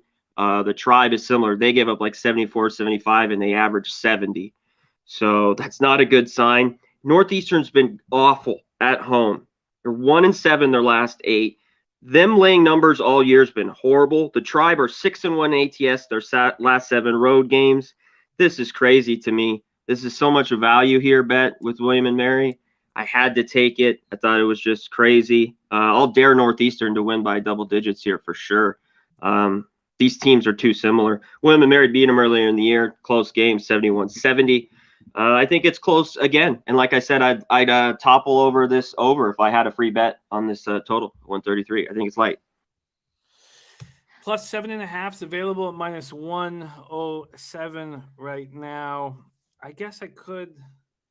It says that there's 8s available, but I can't find any. Can anybody find an 8? Yes, it is. It's available at Bet365 plus 8 at minus 110. Yeah, there's most everywhere here in Vegas. At the Westgate, my book. Does anybody have it cheaper than minus 110? That I don't know if I can get cheaper than 110. If anybody in the chat can find us the minus 108. Thank you, Billy. Beautiful. Where's that from? Bookmaker or something like that? Yeah, Bookmaker. Good book. So C-Mac is on the board. He is on William and Mary plus 8 at minus 108. That's available right now. At Bookmaker. All right. Let's move on to the second spot that our Conor Mac wants to attack. And it is 7 p.m. Eastern. Temple Owls, 15-9, 8-5 in the American. At Memphis Tigers, 15-9, also 9-5 in the American. I think I maybe did that twice. I don't think that is the case. Don't quote me on Memphis's record there. Okay, so then let's take a look at what we are. Both 15-9. You're right. Oh, they are both. And they're 9-5 in conference? I believe so, yeah. Okay, sorry. It's there was so many games, so many hours put into capping. That's all like kind of a blur whenever I see something like that. The Memphis Tigers opened up at minus 11.5. Sports Interactions moved to 12. This total opened up at 138. It's now at 137.5. Temple comes in off their second straight win, 75-71 at Cincinnati on Sunday. Memphis had their 6-game winning streak snapped in an ugly 73-57 loss to SMU as 2-point favorites on Sunday. Take it away, C-Mac, your second game on the card, Temple, Memphis. Here's another one. Just crazy value to me. Temple's lost some of their better scores here with Forrester, Battle. They kind of had a few losses there. They lost to Tulane, but this team still plays defense. They've kind of got past that. Not only they beat SMU, they go on the road to Cincinnati. I had them the other day. I thought it was crazy, and it was moving against them. The line it went from 6 to like 7.5. I thought that was crazy. They go in there, took care of Cincinnati. Like I said, they're one of the better defensive teams in this conference, rebounding teams. Damian Dunn's got to be the guy now. He is the man since Forster's out, and now Battle's out with the ankle injury here. I forget the kid's name off the bench. He had a huge game, Zach something, the other day. He had 16 points, but if they can get some production like that off the bench, they cover this number. Memphis, obviously a team with the same record. High hopes. They have all these great athletes. Penny Hardaway just can't get it out of them. And this is way too many. Just kind of like how I mentioned that one, I'll dare Memphis to win by 13 points here. I'll just dare them. I've been fading them in most spots all year, and it's worked out. I think I'm 10-1 in Memphis games this year. I picked the right spots. I was on SMU the other day. Memphis shouldn't have been laying points on the road, that -3. So I love it here. I think the points are value. So give me the Temple Owls +12 if you can get it. Yeah, I'm going to look for a 12. I only see 11.5, but I believe that there's a 12 out there. So yes, there. +12 at -110 at Circa right now. So let's lock you in on Temple coming off their second straight win. Temple +12 at -110, available at Circa. And we are rolling. Billy Friedrich says juice to -113 over at Bookmaker, but -110 over at Circa. Nice job. Okay, so we have C-Mac fresh off 4-0 board sweepage yesterday. He's moved on William and Mary +8 at -108, and now he's on Temple +12 at -110. The next spot on your board comes over in Conference USA. Let's get this up here. Florida International. Okay, here we go. We have Florida International Panthers 15-12, 5-9 in conference at the Charlotte 49ers, 14-12, 7-7 in conference. We're at Dale F. Halton Arena in Charlotte, North Carolina. We have Charlotte opening up as 8-point favorites. It's 7s now across the board. We have this total opening up at 1. Could it really have opened up at, this might be wrong. It says it opened up at 130. Oh, that's because this was a game that was supposed to be played that was canceled back. Okay, so this opened up at 140.5 and is down to 139. FIU comes in off their second win in 3 games, 80-78 at home versus Rice on Saturday, while Charlotte snapped their 3-game losing streak with a 99-84 win at Marshall on Saturday as well. Take it away here, C-Mac, your third game on the card, FIU Charlotte. I'll keep it here short. Let's keep it tight. I know you got NBA. Jimmy, you just read off those scores. These teams do not play defense. Continuously go over. I know FIU last week when I was on barely missed going that over. They scored, it was like, 71-66 or something like that. But if you're going to hang a 139, 140 I thought was okay. 139 with these two offenses, and not only their offense, their defenses. Their defenses are both in 250 and below, all the bad charts. 3-point shots, yada, yada, yada. Charlotte, I don't know. They're the better team here. They average 78 a game. They gave up 71. FIU is horrible defensively, especially with the 3. I'm shocked we get this 139 here. The last time they played, this is what I'll take again. 81-68 would be beautiful. I thought this could have been like a 143, 144 number. The way these defenses are, I have to take it. So give me the over here. Some of the stats: FIU 7-2, their last 9 to the over. Charlotte 6 straight to the over. I just got to take it. I think both teams will be able to score. Like you were reading off some of these scores, they're all just way over. And of course, that one 71-65 bit me in the ass, but I got to come right back to it, especially at this number. It's a must take for me. I get it. I absolutely get it here. Top Shelf is moving on Charlotte -7. Moving on Charlotte -7 from a side perspective. Grano says Florida International's lost 16 of its last 17 road games. They've been better at home. Was there a side that you were leaning towards, or you just wanted to focus on the total? Just focus on the total. Charlotte's the better team, but I don't want to lay 7 to find out. I don't trust FIU enough on the road, how they've been. They could cover this game, but I don't want them. I get it. Okay, let's keep rolling. And I thought I'm missing one. Okay, let's keep rolling. Next up, CMAC, is Your spot over in the Pac-12, 9 p.m. Oh, it's 138.5 at BetMGM. Thank you, Jersey Stewart. Thank you for helping us there. Very difficult for our special guests to give lines that are available to bet right now. It usually hurts them. So thank you for the help. Let's get you that 138.5 at -110. Okay. And Top Shelf says, please say Arizona State.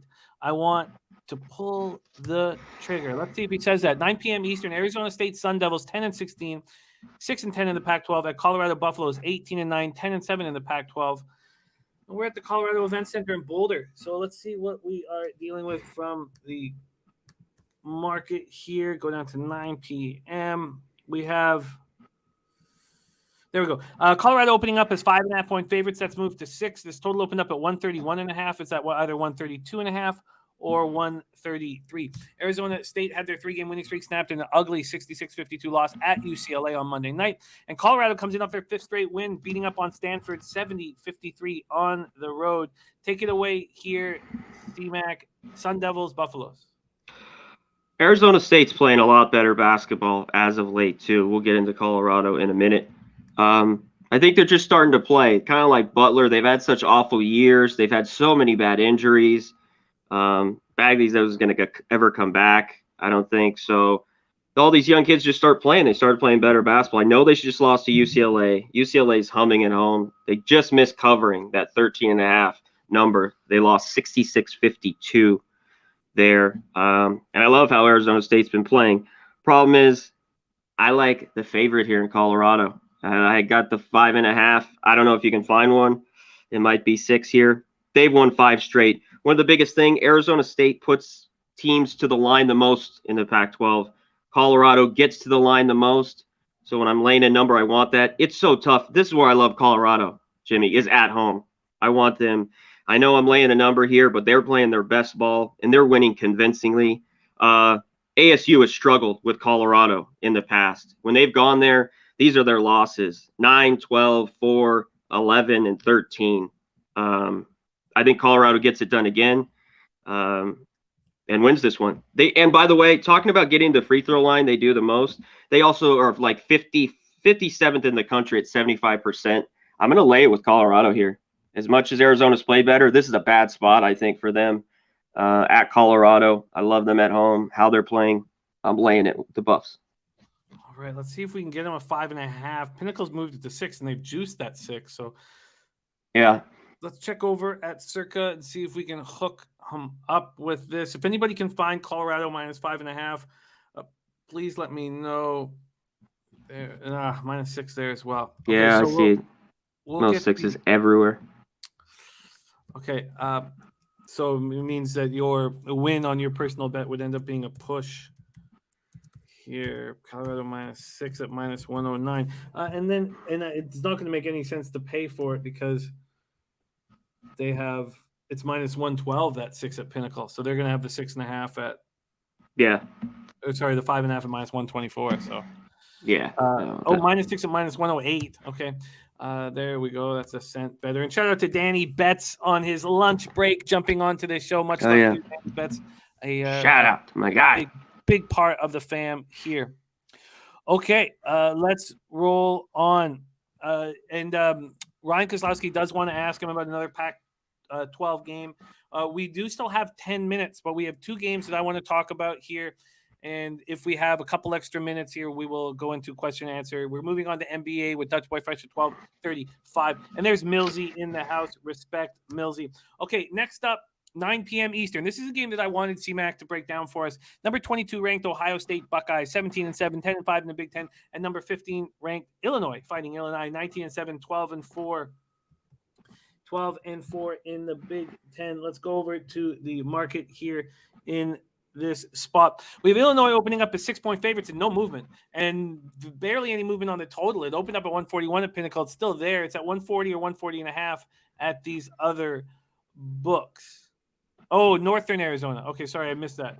Didn't realize we were in Northern Arizona. Okay, we'll get to that if we have time. Okay, we're in Champaign. Illinois. So Buckeyes bounce back off their ugly 75-62 home loss to Iowa by winning their third and 4 games, 80-69 at home in overtime over Indiana on Monday night. Illinois bounced back by winning at Michigan State 79-74. Bounced back from their ugly 70-59 loss at Rutgers by winning at Michigan State 79-74 on Saturday, which looks worse now after Michigan State got pummeled by Iowa. Take it away here, C-Mac. Big Ten, big game, Ohio State, Illinois. Yeah, this should be a good one. One thing, Ohio State's played better defensively as of late. But one thing is, I don't trust them on the road in this spot here, Jimmy. Let's touch on this total. I think it's a bit light. I always, though, get scared. Illinois has been a solid over team, and so's Ohio State in Big Ten, all year round. They've played a little bit more to the over. I worry, though, when we get in some of these games, I always talk about it. You get into the Big Ten rock fight, and it ends up, 62-61, and shots don't drop, and that total could stay under. So that's why I'm off, even though I'd lean to the over. I'd also lean to Illinois. They're at home here. This is where they played their best basketball. I'd lean to them early. One thing, they got huge advantages is on the glass against Ohio State. Ohio State's gotten pounded against other teams. Obviously, Purdue has size, but some of the last few teams they played, they've gotten out-rebounded. Illinois is one of the top rebounding teams in this conference and top 20 in the nation with Colburn. I think they get the job done. If I don't love the 6, I would take Illinois. I kind of lay it here. You start to reach, I always talk about that 6, 6.5, 7, those numbers at home. It's got to get there. They got to make their free throws if it's a little bit closer. But I like them more first half. I'd look first half. If you think they come out, I'd look at Illinois first half here. I know it's a big game, but I still don't trust Ohio State on the road. And I don't think they're an elite team. Interesting breakdown, and also hear from Andrew G. said, I heard some juicy news on this game. Head coach of Ohio State said that his team is fatigued and 2 of his players have the flu. Says he's all over Illinois.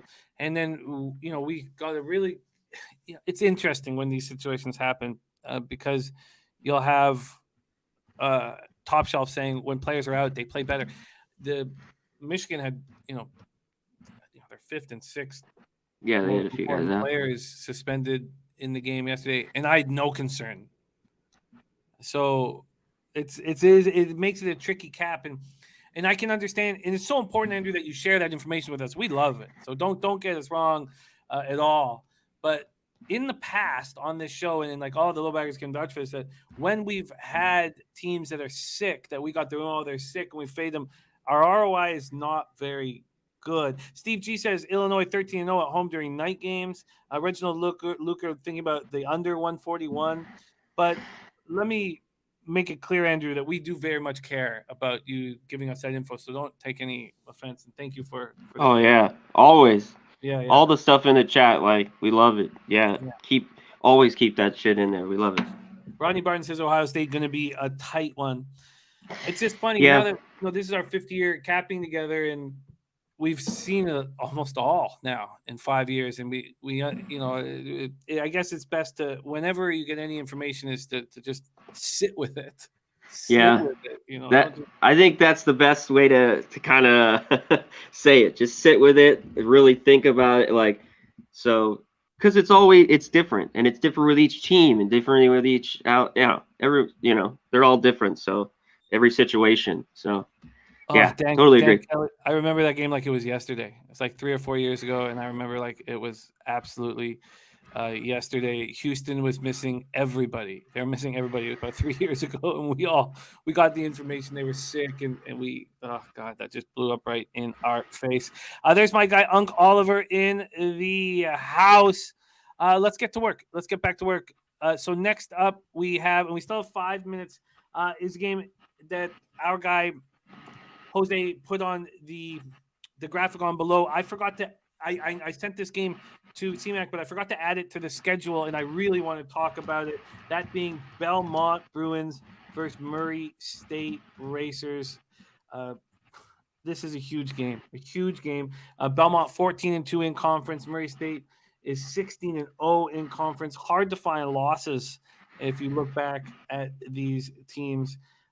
Belmont coming off what they've actually, that game against Moorhead was pretty close, but they've been in control, taking care of business. Both teams are averaging 80 points a game, and you have Murray State coming off after destroying Austin P. You have them barely getting by UT Martin. They win by 2 points at UT Martin, is 16.5-point favorites. Maybe that was a good wake-up call. Obviously, they were looking past UT Martin at this game against Murray State. Let's see what we are dealing with from the market standpoint. We have, pull up here. We have Murray State opening as 3-point favorites, and that's where we stand right now. And this total has been dropping fast. It opened up at 148. It's all the way down to 144.5. Take it away here, CMAC. This is the last game, and we might be able to ask you a question on something, but take it away here in this big game, Belmont, Murray State. Yeah, this should be a huge one. I think this is coming down a little bit. When these teams meet, they just kind of, an under can be played, and they've played to the under a little bit lately. I love this Murray State team. I went against them. They were laying 16 at UT Martin on Saturday. I took Martin there, and they just got out of there with a 62-60 win. But you're going to have that. I mean, they're undefeated. But that place has got to be rocking tonight. I think Belmont's good, but I don't think they're that great. And they haven't been good ATS. They're 0-6. Obviously, they're always laying numbers here in conference, but now they're getting 3 points a little bit different. But I could only be on Murray State here. I love this team. KJ Williams is really good.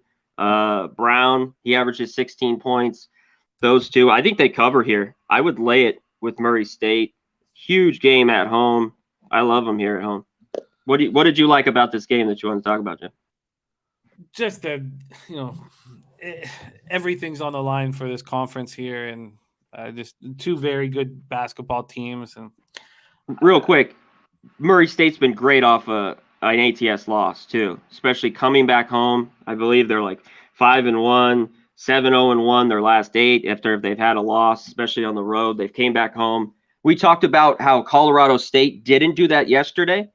Remember, awful loss. They came back home and weren't covering. Murray State's the opposite. They cover. I'd lay it here with Murray State in the 3.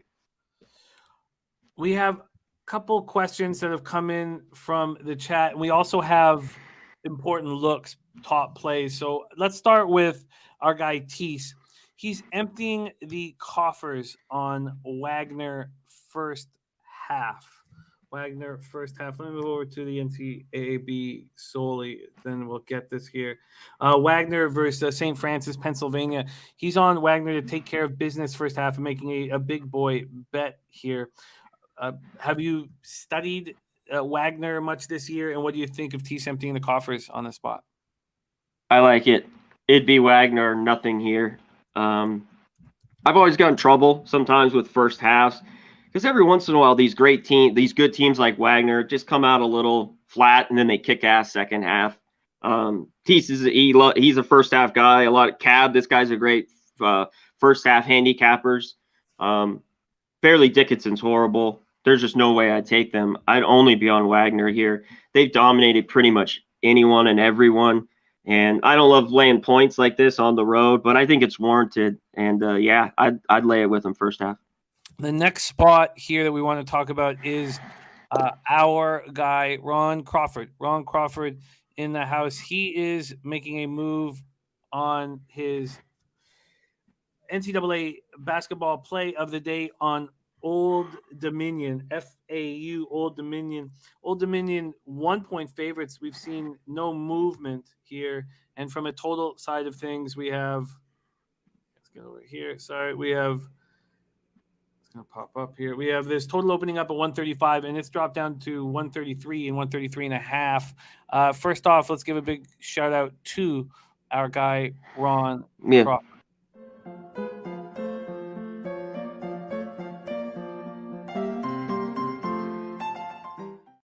What do you think of ODU in this spot?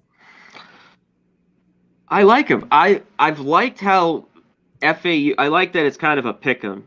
But I've been crazy. There's been certain spots I've took Old Dominion, especially the under. Here, FAU's played a little bit better basketball, but more of that is at home. You talked about this total dropping. I have nothing on that. I don't love that it's dropping to 133. Old Dominion can go on some really bad slides offensively that have drove me nuts watching them at times, but they are at home. And an FAU team that's, like I said, been good, better at home than on the road. I don't trust them. As a pick, I might lean Old Dominion here a little bit.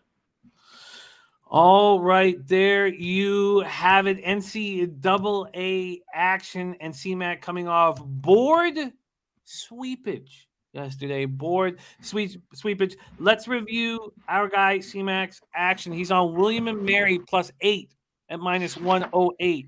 He's on Temple +12 at -110. He's on FIU, Florida International Panthers, Charlotte 49ers over 138.5 at -110. And he's on the Colorado Buffaloes -6 at -108. Tease is emptying the coffers on Wagner first half -6.5. And Ron Crawford spreadsheet play of the day is Old Dominion. And Kyle Hintlian says DePaul gonna roll. Crystal Warren is got Murray State money line paired with Bryant money line and DePaul money line. And Mike M is on PFW +6. Okay. Yeah. Well, you know what you can also do, Dave McCabe, is get on a flight from the Philippines, head over to Toronto, come by Parkdale, Ontario, and just open your mouth agape, big enough for me to dangle my balls kind of around the bridge of your nose. And then you know what I'll do then is I'll take a sharpened chopstick and give you just a little slit here. Not quite the larynx, but just a little slit to watch you bleed out a bit. And then I'll just hang my ball sack over your face for as long as possible. I imagine the pigeons will come around, probably take a few dumps on you. Yeah. But keep in mind that that's also an option for you. You can also fuck off. You can also just fuck right off. Okay. CMAC, beautiful. Beautifully said. Thank you so much. I thought we were tight here. We love you, CMAC. Spectacular work yesterday. Board sweepage. And get it again. A little deeper into your games and your look. So thank you so much for sharing your hard work with us. Catch our man CMAC 5 p.m. Monday through Friday on NCAA Net Profits, 5 p.m. today alongside Maxwell Smart. Thank you for all your hard work, CMAC, my man. Excellent. Thanks, Jim. Have a good one.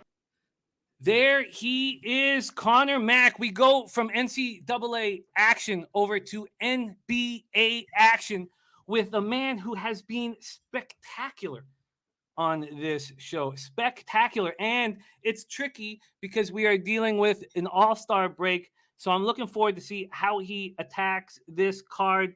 But our man, Dutchie, is sitting here 31-21, 59.6%, plus 8.58 units, ROI plus 16.50%, average line -105. Please welcome to the show, Dutch Boy Fresh.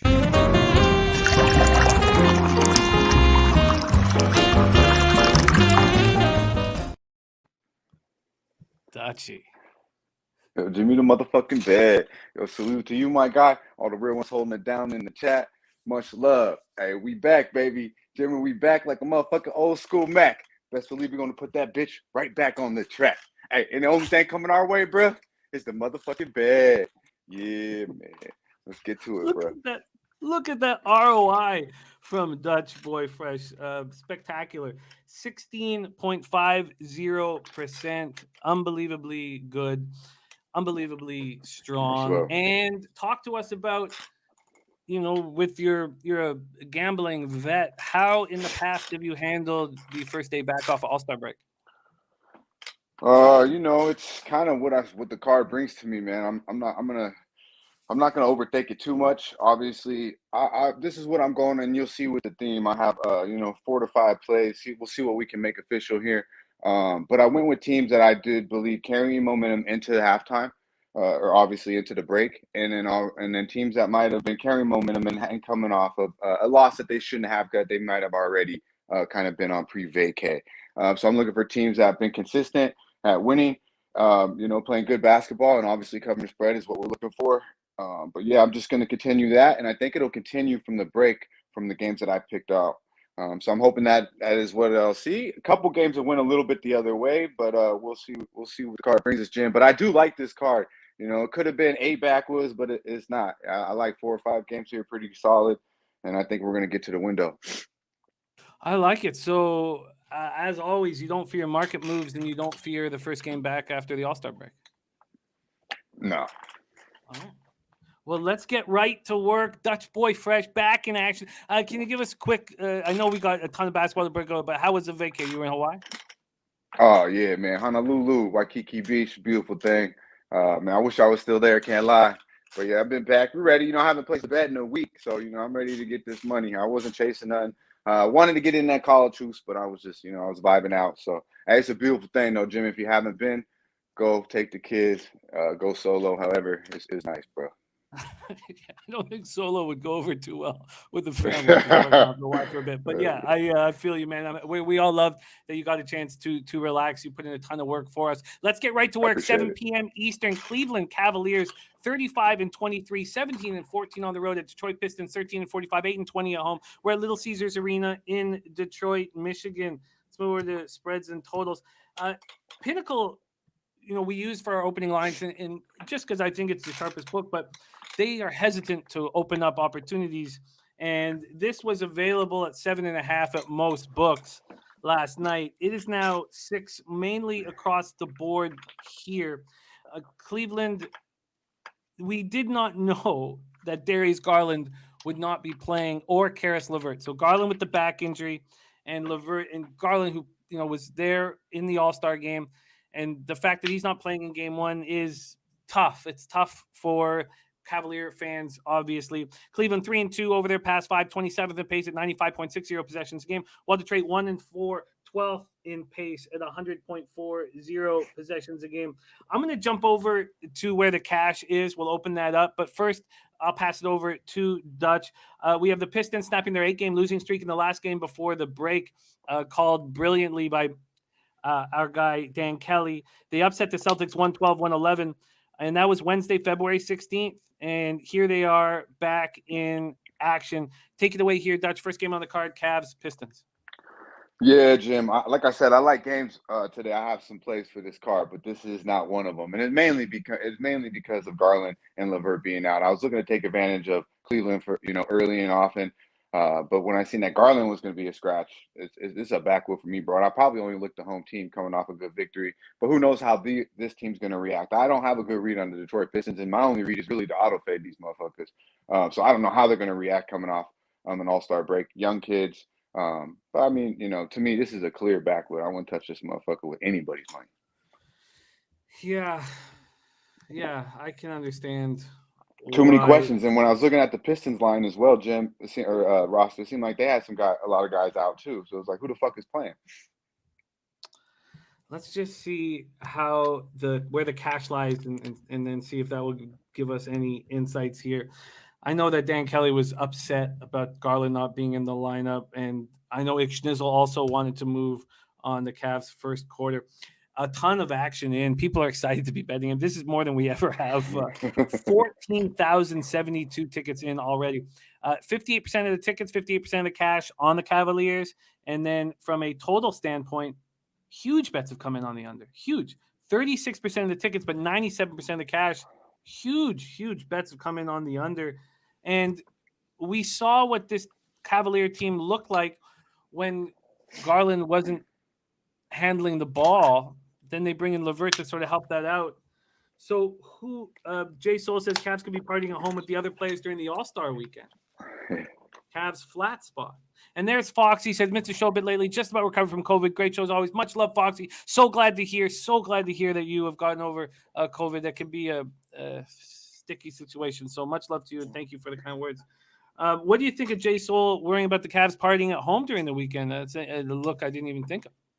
Yeah, I mean, sure. I mean, really, I think if you want to bet this game, bet Jared Allen points, rebounds. I mean, really, now that we're talking about it, I mean, he was at the All-Star break. He did his thing. I mean, this guy is obviously he ain't out partying. and he's probably up drinking lots of bottled water. So I mean, he'll be ready to go. You'll get the best effort from Jared Allen. If you want to bet this game, bet him points, rebounds, maybe load up on him somewhere, do the ladder with him because he'll be out there doing his thing. But yeah, I like I said, Jim, like these are young kids. The Cleveland is a well-coached team, so I would expect them to play. But I don't like betting on a team that's missing the two main ball handlers, and they've already had issues. So I just don't like this game. So Rajon Rondo and Brandon Goodwin will have the ball here. It's a tricky spot here. Cavs, Pistons. We are going to move past it into game 2. 7:30 p.m. Eastern. Boston Celtics 34-26, 14-15 on the road at Brooklyn Nets 31-28, 13-15 at home. We're at the Barclays Center in Brooklyn, New York. Boston 4-1 over their past 5, 17th in pace at 98.60 possessions a game, while Brooklyn 2-3, 23rd in pace at 98.00 possessions a game. We have Boston opening up as 8-point favorites. Pinnacle and Bodog have moved it to 9. This total opened up at 215.5, and we see 215s and 214s in a half. Dan Kelly says Cunningham and Mobley, top 2 candidates for Rookie of the Year. Might see a rivalry there. I hear that, but God, it just breaks my heart that Scotty Barnes isn't in that sentence. Celtics had their 9-game winning streak snapped in a surprise 112-111 loss at home that we just mentioned to the Pistons. The Nets had their 2-game winning streak snapped in the last game before the break, losing 117-103 at home to the Wizards. The Omicron virus, who was 3-0 on the show, finally took an L, which was nice to see, and maybe shut him up a little bit. All that shit talking. All that shit talking, yeah, and they lose by 14. So maybe shut up Omi a little bit. Curry and Drummond have looked good, but we still have yet to see Simmons. And Dan Kelly says Brooklyn money line plus 330. Says public remembers February 8th when Boston crushed them, but Brooklyn was in a bad spot and Boston a good spot that night. Not tonight. Curry and Drummond make a big difference. He's on Brooklyn plus 3 at plus 250, and we'll try to middle. There's T-Mac in the house. Take it away here. Interesting spot, Dutchie, Boston, Brooklyn. Yeah, man. I love this game yesterday. It opened at 4.5, couldn't get it, got to 5.5. Then it was even jumped on at 7. But it's getting up there now. So for officials, I'm not going to do anything with it. But I love the Boston Celtics here. And to go off of what Dan was saying, man, these Celtics, bro, they got their ass whooped by the Brooklyn Nets over and over. We talked about it. I believe we're even last time I was on the show, we bet the Boston Celtics against them. They smashed them. I believe they're up by like 25-30 at halftime. It's going to be the same thing. I mean, they lost 8 out of 9 games to these boys, the Celtics have. So when they see Brooklyn and when they see the big bully down, they're going to try to step on them. Guys like Marcus Smart, they're going to take advantage of it, believe it. And I do like the additions of, White and Theis. I really like the additions. I think the Boston's going to be a bet-on team here in the second half. I think this will be a double-digit game, Jim. But maybe we can look here at the first half. I was looking at it before the show. It was 4.5. I'll probably lock that in. If you could get that, I do believe that the Celtics are just going to come out and just fucking dump these boys. I mean, they do not have their top 4 horses. Yeah, Curry and Drummond. I don't see it. They can't stop a fucking nosebleed. Personally, I don't think they're the additions that they've made and subtracted from the team as well. I don't agree with Steve Nash and the roster they're moving. That's for on down the line. I just don't think that they have the defense to stop these boys at all. And Boston plays fucking defense. That's the difference between these two teams. One plays defense, one doesn't. And another big difference is one has all their stars and the other fucking team doesn't. And Boston's just going to come in here and just railroad them. They are they've held opponents under 100 9 times in the last 13 games, Jim. They're 11-2 in that span, 4-2 against the spread last 6, 5-1 last 6 as a road favorite, 4-1 overall last 5 on the road against the number, and they're 4-1 ATS last 5 after a loss. So they come back. They're one of these teams that were playing peak basketball, won 11 out of 12 games, and then obviously we're kind of already looking forward to the break. Overlooked them. Great call by our guy Dan Kelly with the Pistons there. They lost to the Pistons. They're going to come back ready to rock and roll. And they're not going to lose tonight, Dan. So Brooklyn will get smashed. I'm not mad if you want to maybe get Q with that 9 or something because the value's so high up there, 8.5, 9. But I love the Boston Celtics here, Jim. And I also like the team total here under 102.5 for the Nets. I was looking at that. It's 2. Now, the Nets, obviously, now going back to it, the Nets, on the other hand, a little stats for the Nets. They're 2-12 straight up last 14 and 3-17 ATS last 20 at the house. So they don't fucking, even when they have their boys out there, they still were auto fade at the house, and now they're losing all their guys. They don't have Kyrie. They will be a fade tonight. They averaged 10 points less at the house last 3. They're showing that without Kyrie, obviously that's missing. They don't have the horses. And the team total under 102.5 minus 105. I'd like to make that official if it's still available, Jim. Yeah, you can get it. I've got minus 107, but I should probably open up FanDuel and Circa. So let me. And then the 4.5 first half. I got you that. I got you that at minus 111. I'm gonna try to get lower juice on both of these spots. So I'm gonna, while we're breaking games down, I'm gonna look at finding you a better line for that. Okay, so we have Dutch Boy fresh and his 59.6% hit rate on the show. My God, these numbers are astounding. And 16.50% ROI and average line minus 105 as well. So he's made his first 2 official moves. There's Joe Yurkovich in the house. Joe Yurkovich says Celtics momentum has stopped. Lex Steele, great to see you. And well, Brooklyn's momentum hasn't started, so I don't know when the fuck it will. They're talking about, they're waiting on KD and Ben Simmons. They'll be back sooner than later. They're waiting for the horses, and then they'll make their run. They're not worried about tonight. Believe that. Yeah, I love the breakdown. 9 just feels like a lot first game out of the break, but focusing on the first half makes sense here. Let's let our guy Ick Schnizzle, Ohio's finest, will be rolling with us in San Antonio, lead us into the next spot. He says Eileen Hawks first quarter, and I'm on the over. 8 p.m. Eastern, Atlanta Hawks 28-30, 11-17 on the road. The Chicago Bulls 38-21, 23-8 at home at the United Center in Chicago, Illinois. With Zach LaVine back and DeRozan on this just ludicrous streak. So first player in NBA history to score 35 or more points, shoot 50% or better in 7 consecutive games. Wilt Chamberlain twice did it in 6 straight. No one's done it in 7 straight. 30 or more points in 8 straight games. First Bull to do that since Michael Jordan in 96. I immediately wanted to bet his under. And it was at 28.5. And I don't know what I was. I remember when it got up to 32.5 and Daryl still took the over and he got 38. I was like, God, there's going to be a point where we can hammer this under. And I still have yet to make a player prop bet all season. There's our guy Trotwam in the house. Mike M says Bulls own the Hawks 5-0 against the spread versus Hawks. Grab them while that number is low. Let's take a look at the market here. The Bulls open up minus 3.5, minus 107. They're now minus 3.5, minus 102 at Pinnacle, and other books have moved it to 3. This total opened up at 236, and Pinnacle shot it up to 240. It says 240 right now. Wild. Let's take a look at where the cash lies here. And we didn't mention this in the Boston, Brooklyn spot. My fault. 12,849 tickets in Boston, Brooklyn. 80% of the tickets on Boston, 87% of the cash, 68% of tickets on the over. In Hawks Bulls, we have 14,551 tickets in, the most of any game on the board. 30% of the tickets are on the Hawks and 39% of the cash. And it's moved a half point towards them. Then we have 51% of the tickets on the over, but we don't have the information there yet.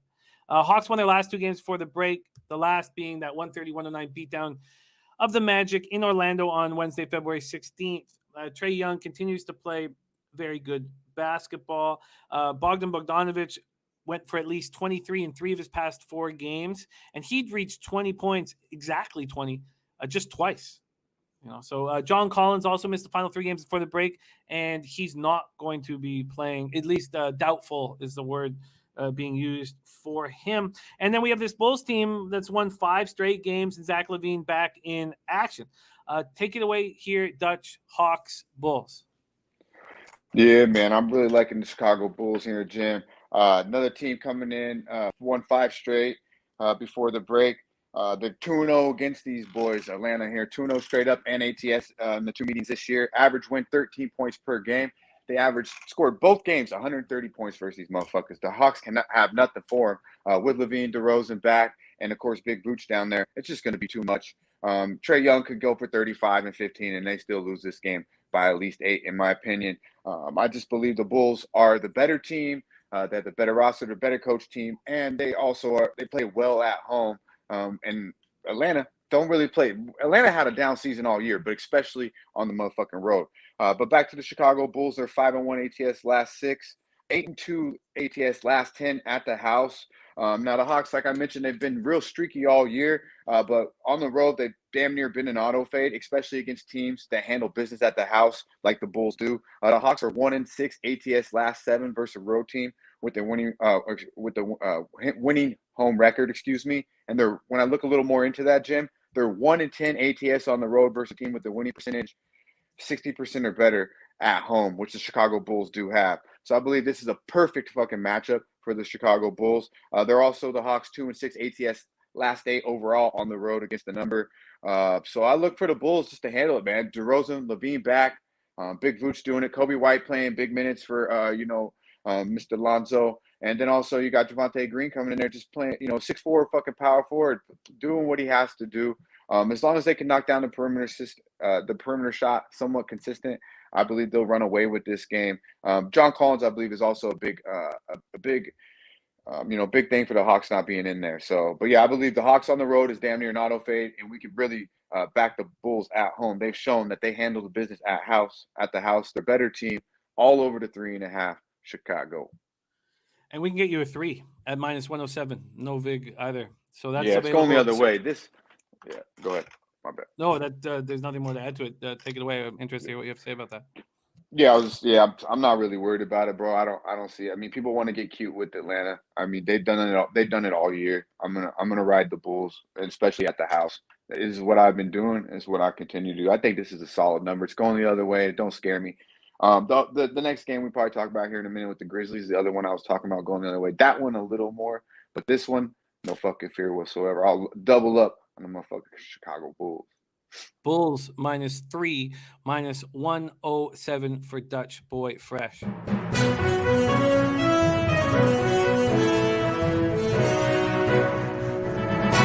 Your next guest is back by popular demand, coming off his first L. This will be very interesting. Maybe there's been some reflection.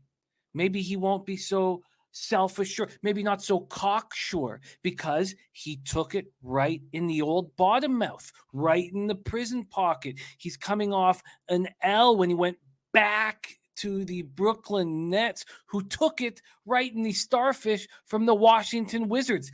I can't wait to see what he's got for us now, and I can't wait to see if maybe he's had some time for reflection. Maybe he won't be so blustery. Please welcome, without further ado, the Omicron variant. Ah, Jimmy, you couldn't wait to rub it in, couldn't you? Oh, just like Durrell and the rest of the low bag community. I'm looking at you, Durrell. Looking at you, Ron Crawford, laughing it up on Twitter. Can't wait to stick it to the Omicron. You don't think I can come back, do you? Oh, you haven't been paying attention, you hat-switching freak. Let's not even get into your NHL record.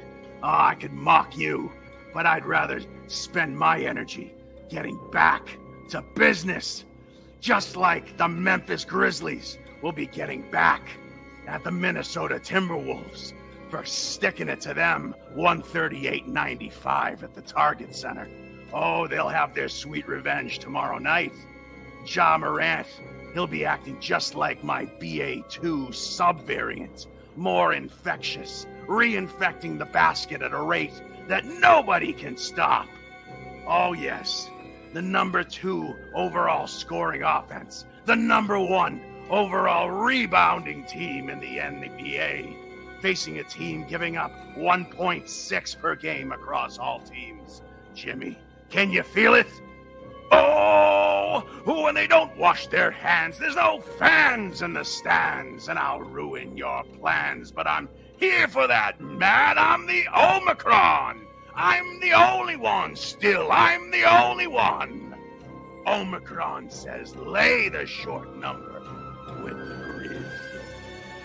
Grizz. All right. Well, you heard it here first on Betting with the Bag. Omicron trying to get back in the win column. Now, let's make a rule. If you end up losing a couple more and you hit 500, we're gonna cut you from the show. We're gonna fire you, Omicron. How's that feel? I wish you would, Jimmy, because then I can spend more time and energy finding my way into your lungs and affecting your heart, in your brain, and your central nervous system. Oh, you just think I'll never be in the front pages anymore. All worried about Russia invading Ukraine. I'll be invading your heart and lungs. Just you wait, Earl. Wait till you see what I got planned for you. All right. There he is, the Omicron variant on the Grizzlies minus the points, the short road favorite Memphis Grizzlies. What do you think, Dutchie? We have Omicron on the Grizz, and also Durl, wherever you are, watch out. Hey, bro, he coming for you, bro. He coming for you. I fuck with the Omicron, though. He keeps my name out of his mouth, and we cool. And I fuck with the Grizzlies, so hey, I'm not gonna. That motherfucker said a lot, but I agree with everything he said. Well, everything he said regarding the motherfucking Memphis Grizzlies, I should say. I like the Grizzlies here, bro. I'm not scared of the line movement either. I believe it was 2.5, 3 yesterday. It's down to 1.5 now. I really like the Grizzlies here. Everything he said was on point. This team's got a chip on their shoulder, especially John Moran that leads from the superstar down. We know how teams play. You know, they follow the lead of their superstar. And John hungry, man. He goes hard at everything he does. Maybe a little too much on Twitter, but the motherfucker go real hard on the court, and I like it. I like his mentality on the basketball court, and I think it dwindles down. They got the big boy Adams in there to, beat around a little bit. And then I like Triple J. Bane. I just like this team. Zaire Williams is playing, a lot better too. They're giving him big minutes, man. I like this kid. I like what I see coming off that loss. Another team kind of with the Celtics as we're looking at a team that just been handling business all year, especially towards the end of the break, and they kind of lost a game that they shouldn't have the last game before the break. So I look for them to bounce back. Hungry team. They're 5-1. They do handle their business against Minnesota as well. And also, Anthony Towns getting all that love, 3D best shooter in the world. Hey, man, I fuck with Cap, but come on, man. I don't know if you're the best big man shooter of all time because you won a fucking 3-point contest. But, he might be still celebrating the way this motherfucker acted. So I wouldn't be surprised if Minnesota, with the kind of guys that they have on their team, to be quite honest with you, with the character that I see with wrestling these dudes, if they kind of still are on vacate mode, to be quite honest with you. I don't see that with the Memphis Grizzlies. So I like that we're getting a better number. They're 5-1 ATS last 6 in Minnesota, so they travel well in the cold. 6-1 straight up last 7 overall. The Griv hasn't lost back-to-back games, Jim, since December 20th. Obviously, they're coming off the loss that I mentioned. They're 8-1 last 9 meetings versus the motherfucking Timberwolves. 5-1 overall against the number last 6 on the road. And what we can look at is taking advantage of a team, the Wolves, that haven't been good as a dog against the number. 0-5 ATS last 5 as a dog. They're 2-3 straight up last 5, allowing 122 points per game. Doesn't bode well for a team that's showing up, the number 1 team scoring team in the league, in the Memphis Grizzlies. So I look for, the Grizzlies to get what they want. Morant to attack, Bane to do his thing, Triple J also to get off. And I look for the Memphis Grizzlies to get out of Minnesota, quite frankly, with an easy win, I believe. There you have it. Dutchie on the Grizzlies -1.5 at -110. Ron Crawford's spreadsheet play today on Memphis Moneyline, and the Omicron variant also on Memphis. That's what we'll give Omicron, by the way, for record-keeping purposes. We'll give Omicron the Grizz at -1.5 at -110. That's available right now at Bet365. Joe Yurkovich wanting the team total under for the Memphis Grizzlies. Memphis 4-1. They were 8th in pace over the last 5 games, 101.90 possessions a game, while Minnesota was 2-3, 4th in pace at 102.66 possessions a game. The reason for the market move is heavy bets have come in on the Timberwolves. Just 16% of the tickets, but 71% of the cash. And then from a total standpoint, we don't know the cash flow, but we know that 53% of tickets are on the over. And we have the over at 239.5. Man, I remember when that Bulls-Wolves total was at 244. And Ski said, don't be afraid, hammer the over. And the first quarter was 27-27. I was like, oh, man, it doesn't look like it. And then it still flew over. Is this the same type of thing with Minnesota 4th in pace and Memphis 8th in pace over the 5 games pre-All-Star break? Yeah, I would say so, Jim. I don't know why he would who said team total under for the Grizzlies. I don't see that. These motherfucking Grizzlies can't stop nobody. They're giving up 122 points last 5. You know, and they can score. They got scores, so I expect them to score their points too. But yeah, it's not the type of money I like. I don't bet those type of totals, that's for sure. But yeah, I'd only look the over here, Jim. All right. And it's -108 a bookmaker right now. Thank you, Billy. We'd love to keep this juice down for both. Yeah, man. Let's beat that juice, bro. Appreciate you. For both Dutch and Omicron. All right. And Ron Crawford, more for Ron Crawford. No, I'm cool. He's a fool, though, man. Oh, that's some funny shit. Props, though. Props to my dude, man. It's good shit. It's funny. Yeah, Omicron doesn't fuck around. We'll see if he can keep winning. Because if he doesn't keep winning, get out of here. But if he keeps winning, got to keep him back. Right. I'm rooting for him. Let's move on. 8 p.m. Eastern. Phoenix Suns 48-10, 22-5 on the road. Oklahoma City Thunder 18-40, 9-19 at home. We're at Paycom Center in Oklahoma City, Oklahoma. Phoenix on a giant winning streak, but now Chris Paul out 6 to 8 weeks after fracturing his right thumb. But he still got to play in the All-Star game. So if he's not available for a huge game near the end of this 8-week run, just smile at yourself and say, at least he got to fool around with the All-Star guys on the floor for 4 minutes. It's fucking ridiculous. He should have been having surgery before all this bullshit. Stupid. They were first in pace at 103.20 possessions a game. And now we have Payne out with his wrist issues.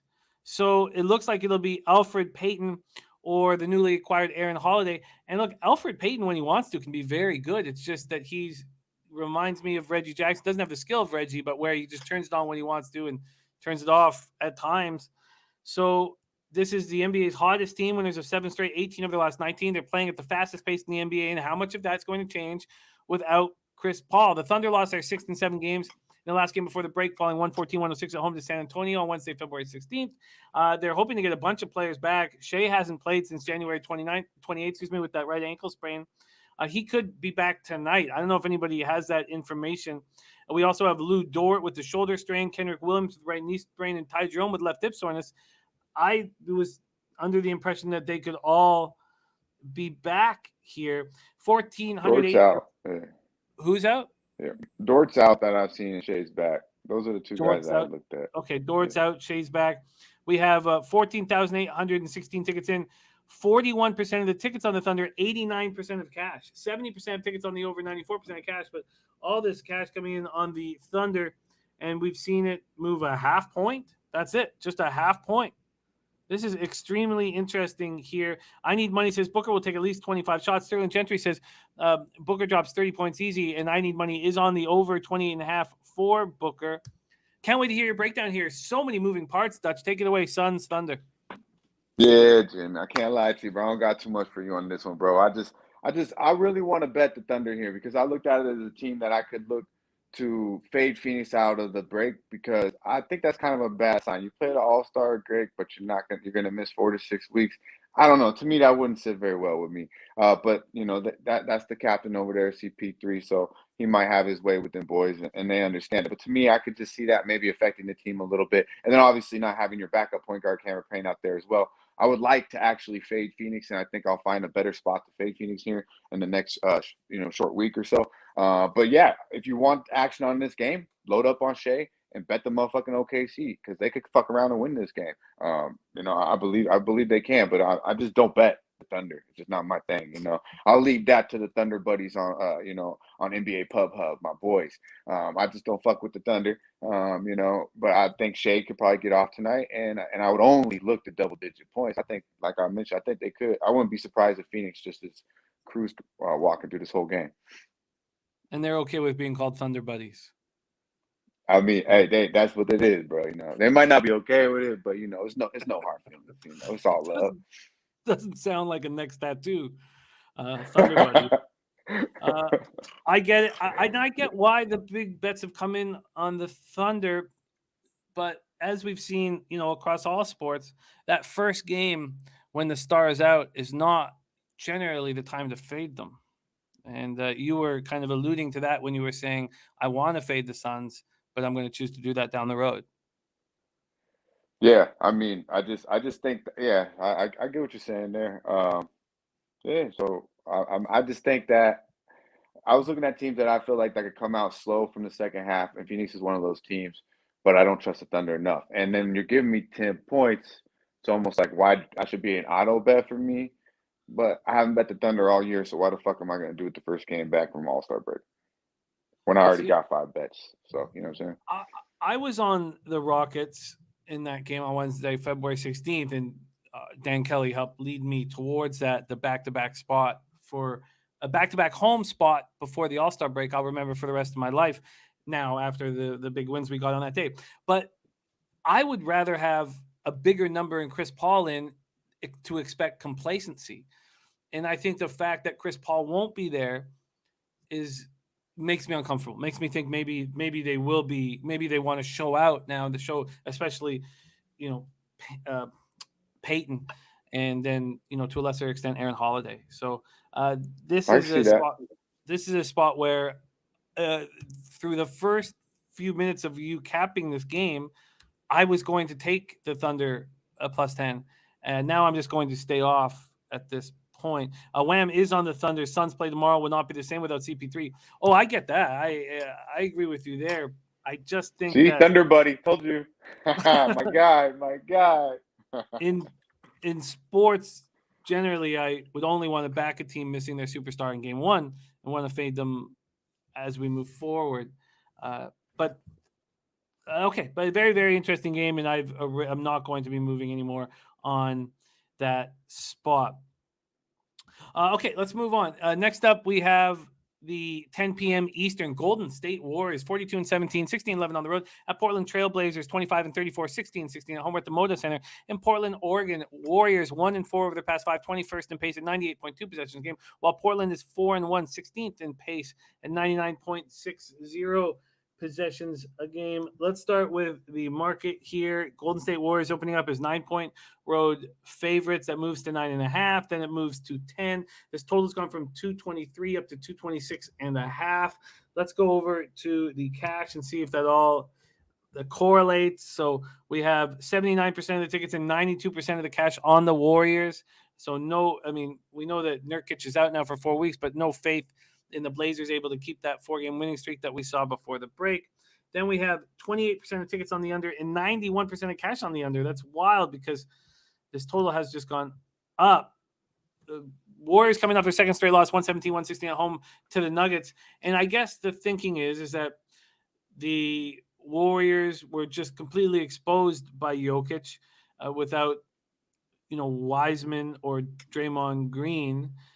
But with Nurkic out of the lineup, there's nobody that the Blazers can put out there that can do those sorts of things. So I guess that'd be the thinking. And Simmons has been so exciting and fun to watch. Take it away. And by the way, he's also in his last that 4-game winning streak, 29 points, 30, 31, and 31, 51.1% from the field, 46.9% from three. Take it away here, Dutch. Warriors, Blazers. Yeah, man, this is honestly the same exact feel as I have about the game we just talked about with the Suns. I could only look Portland here. The Warriors are a team that I feel like maybe you could look to fade a little bit here in a tougher spot coming off the break. I mean, Steph Curry got to still be celebrating now. Shout out to the motherfucking best shooter in the game. 16 3-pointers. I mean, I know they're out there playing park basketball, but God damn it, you do that at the park, anywhere you do that, that's impressive. So to do it at that stage, big ups to him. But I think, like I mentioned, he probably still in celebration mode doing things. This is a team that, when Draymond gets back, they can make a run. They haven't been playing the best basketball of late, regardless. And now you're giving them a break. Clay are probably off doing his thing. I just don't see the Warriors really giving a fuck about this game, to be honest with you. Portland plays some solid basketball, but I can't put Portland in my pocket because they don't got the guys that I want out there playing. So if I was to bet this game, it would only be Portland. And I would take Steph Curry under the points, and I would look for the little point guard Anthony to get off like he's been doing. You just mentioned the numbers. I would look for him over points. But I don't think Steph Curry breaks, 28 points tonight. Well, who backs up Eubanks? Is it Winslow? Like, can Winslow move over to the 5? Like, what are they going to do now with Nurkic up? Yeah, they're so small, and that's where you kind of attack Golden State. So, like I mentioned, it's another spot where I thought I could kind of fade the Warriors out coming off All-Star break. I feel they'll still be lagging, but I don't have faith in in the Portland Trail Blazers due to the roster. I look at I can't do it. It's the same thing with the Thunder. Yeah, I think you can take advantage of certain players, and and we mentioned them. I imagine more and more money is going to come in on the Warriors. Dan Kelly says, "How about the future on Golden State to win the Pacific?" Very interesting. Let's just pop that up right now and see what that is with CP3 out. The Warriors to win the Pacific. Where is it here? Sorry, there it is. Plus 600. Plus 600. And they are, let's see here. Sorry, take a quick second. Let's just see how far back they are in the division. Plus 600 is juicy. Yeah. Are they even close? Let's go here to the division. And they are 6.5 games back. What do you think of that? That might be I think that's pretty good value. I don't do future bets, but I like that one. I mean, plus 600 already sounds juicy, and I think the Suns will struggle a little bit without CP3. I just do. And the Warriors have been playing suspect basketball of late, so they're a good team. They're bound to get it back, but I would probably wait a little while on that. I think the Warriors might struggle this first week out a little bit, but they should beat the Portland Trail Blazers. 10's just an awful lot. I think it's worth a shot, Dan. I really do. I think it's worth a shot here because, you're certainly going to beat the number. The number won't be there in 3 weeks. Very, very interesting look, Dan. And Dan got on that last week. I think it's a very interesting look. I'm gonna jump on. All right, let's get into the very last game on the board here. 10 p.m. Eastern. Denver Nuggets 33-25, 17-15 on the road at Sacramento Kings 22-38, 15-17 home. We're at the Golden One Center in Sacramento, California. Let's move over to the market here. The Nuggets opening up at -4.5. Pinnacles moved it to 4. This total opened up at 231.5, and now it's at 233. Astute Chaos, by the way, saying, don't play with the Warriors like that. I think he's speaking about the 10 being way too much here.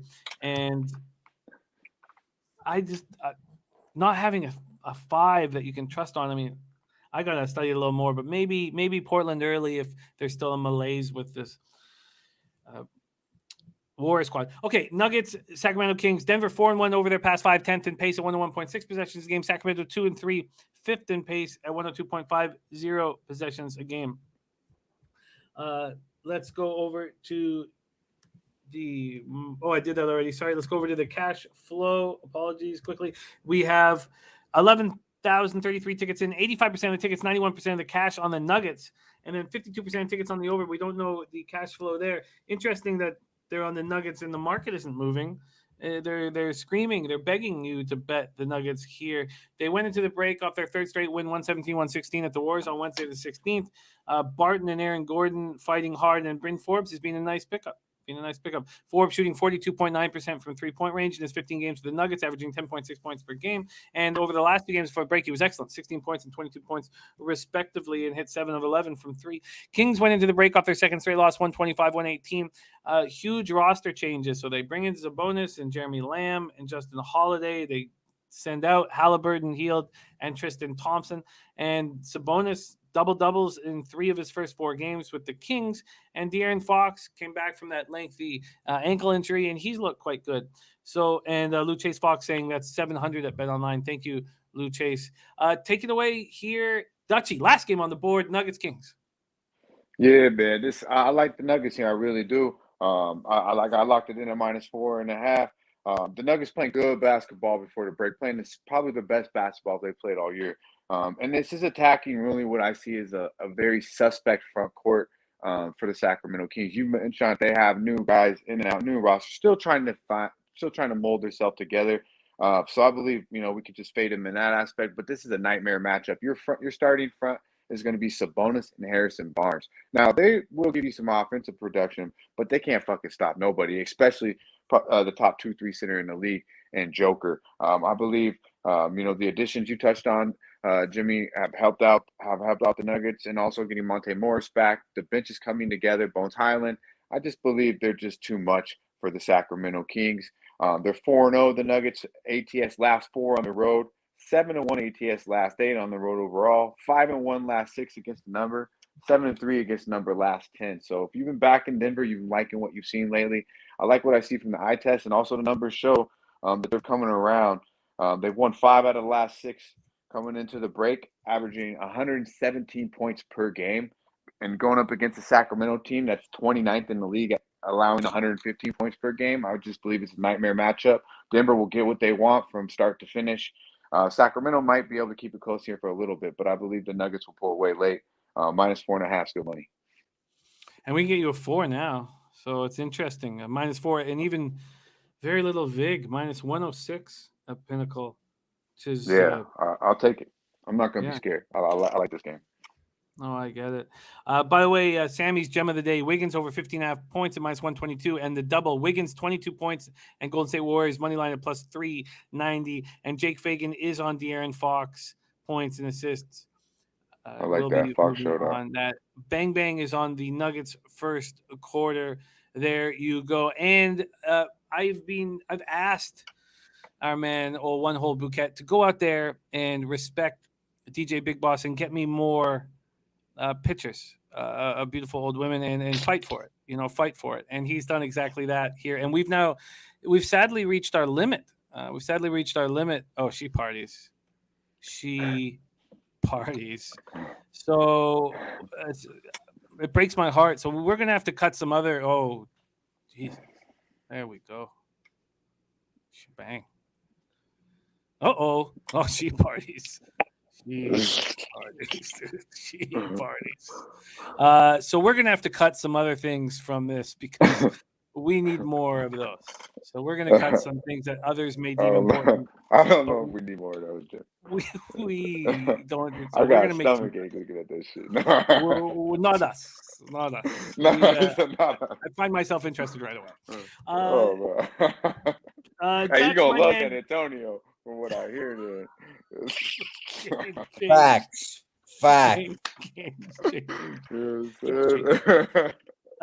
Dutch, let's review your action here. You moved away from the Cavs-Pistons game. You doubled up on the Celtics-Nets game. You have the Celtics first half -4.5, -111, and we have the team total under 102.5 at -107. Nets team total under 102.5 -107. You're on the Bulls -3 at -107.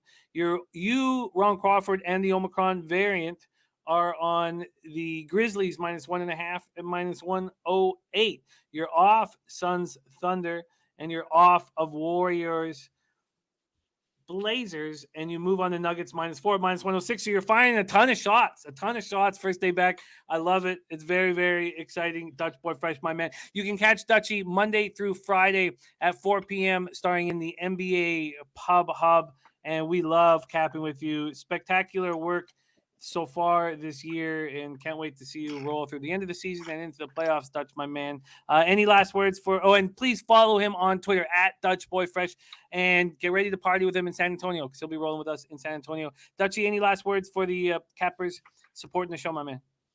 Yeah, man. Salute to the real ones. You already know, Jim. We win it. We're coming out with the motherfucking bag. Yeah, man. Y'all stay fresh. There he is, Dutch Boy Fresh in the house. And that concludes our entire show. Let's review action across the board here. In NHL, we have Mr. Gogster on the Wild, and I'm on the Leafs. We're going heads up. We are going heads up in that spot here. He got a +133 on the money line. I got a +100 on the -1 line. I could have got a better number had I have waited. And that's now +125 for him. I could have made a few more bucks, but not much. It's -145 +160. Then in the next spot, we have, I'm going to move on to Blue Jackets +2. Let's hope that hasn't moved yet. Has it moved? No, it hasn't. It's still right there. So I'm going to move on to Blue Jackets +2 at a plus line. I like that spot and going to attack that. Ghosters on both teams to score in the first at +140. Then we have Gogster first period over 1.5 in Capitals Rangers. Thank you, Luchase Fox, my guy. Oh, he's burning for Dutch. Just as long as you're burning one. Capitals, Rangers, I'm off. Then we have Gogster on a parlay, a money line parlay. Penguins, Devils at +106. I'm on the Stars first period, and both Gogster and I are on the Nashville Stars over 5.5. Tell me that's moved. Come on, tell me I'm not just. No, that isn't. God, unbelievable! How wrong! I thought I was destroying a market move there. And then Gogster is really in the belief that there will be unders in Vancouver tonight, and I agree. I think he's bang on this. I think this is a game that has a lot of importance. Flames going for a franchise record winning streak against their rival, the Canucks, and the Canucks not wanting them to get there. I think it's going to be a really fun game to watch. The no goal first 10 minutes, like, they're a tough bet for me. And if I'm losing going into that 10 p.m. action, I'm going to be, it's just one of those games where I'm just, and I can't hit the bottle tonight. There's just too much work to do for the Friday show. So it makes me nervous, but I agree with him. He's on the Canucks first period -0.5, and he's also on no goal first 10 minutes. And Dan says, a bet to give out for me, Brooklyn +9. You know what, Dan? I really get that look. Dan likes money line too, by the way. Yeah, it's exciting. It's very, very, very exciting. And I have not figured out exactly what I'm going to add here in NBA, but hearing that there is a database play today excites me.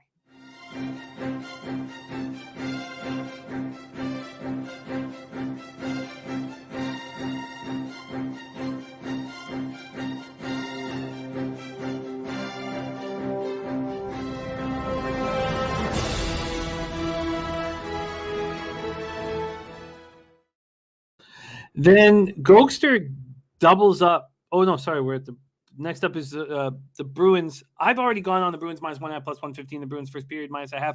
I just think Marchand he's just like, I mean, I know that he plays a dirty game, but he is the best left winger in the NHL.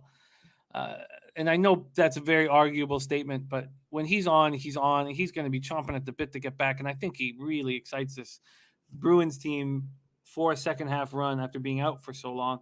I'm on the Bruins -1.5 +115. The Bruins first period -0.5, and I'm very interested in adding the over 5.5 in that spot as well. And Gogster just has that in the parlay with the Penguins. Then Gogster's got the first period over 1.5 +100 and the over 5.5 +105 in the Islanders Sharks. I'm on the Islanders -1 at a plus line, and I'm also on at +126. I got on the -1, and I'm also on the over 5.5 as well. But I didn't get the 105. I got the 100, and it's still at 105 right now. And I love that bet with no vig. I was excited to bet it at +100. So into NCAA basketball, we have CMAC on William and Mary +8 at -108, Temple +12 at -110. We have the over 138.5 in FIU Charlotte, and we have Colorado -6 at -108. And Dan Kelly says this play is going against the database. The database likes the road faves coming off the All-Star break, but just a little bit. Okay. And Jake Fagan says depleted Nets beating the Celtics outright. What a joke. It wasn't a joke when he was on the Detroit Pistons money line over the Celtics in that last game before the All-Star break, right after the Celtics had won to beaten Brooklyn by 50 points or so, or Philadelphia Sixers by 50 points, and we're on an 8-game winning streak. That wasn't a joke. So, look, I understand why dogs are dogs and why dogs are unpopular, but when you see a great capper like Dan cash on these, you understand that, it's not a, it's not a joke.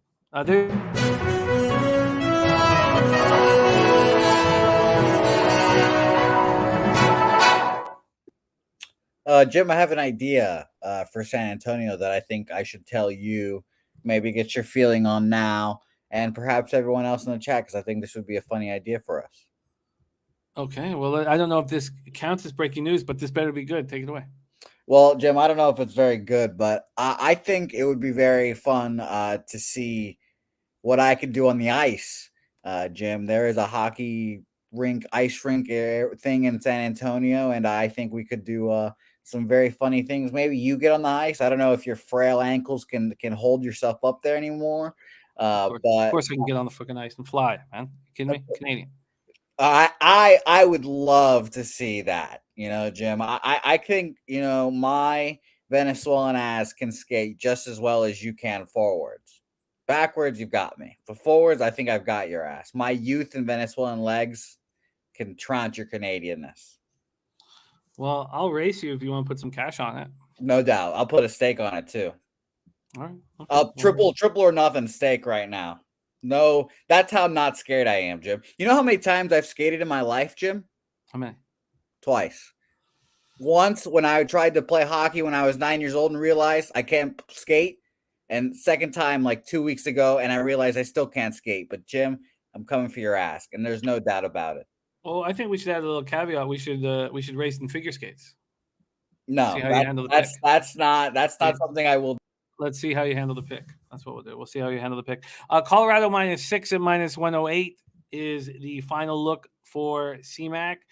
Tease is on Wagner first half -6.5. That's the empty the coffers bet. And Ron Crawford is on ODU, Old Dominion. Schnizzle in NBA moved on the Grizz. T-Wolves over 239.5. Bulls Hawks over 235.5. Leaning Hawks first quarter but missed the line. And on this, Leaning Hawks first quarter missed the line on the Celtics, but leaned to them and leaned to Grizz first half. Then in NBA, we have Dutch Boy Fresh on the Celtics first half -4.5. Team total under 102.5. Bulls -3. Grizz -1.5 with Omicron and Ron Crawford. Oh, Ron Crawford's on the money line. And then the Warriors to win the Pacific is a great call.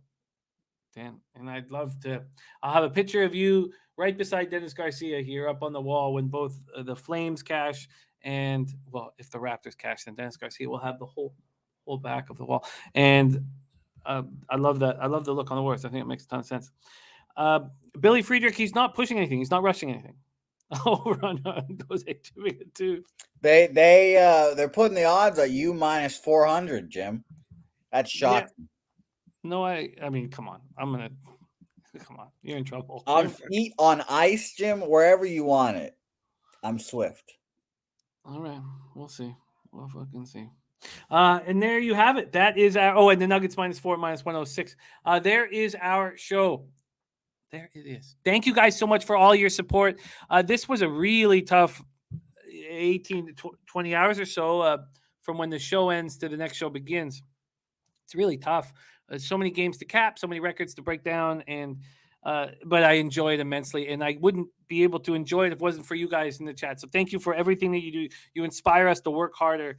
Astute Chaos, Jake Fagan, Jay Vegas, Unc Oliver, Lou Chase Fox, Jake Valent, Crystal Warren. I can't wait now. I'm going to fucking dust your ass, Jimmy. I fucking can't wait. Oh, my God. That's the dumbest shit I've ever heard. But, just bring your wallet.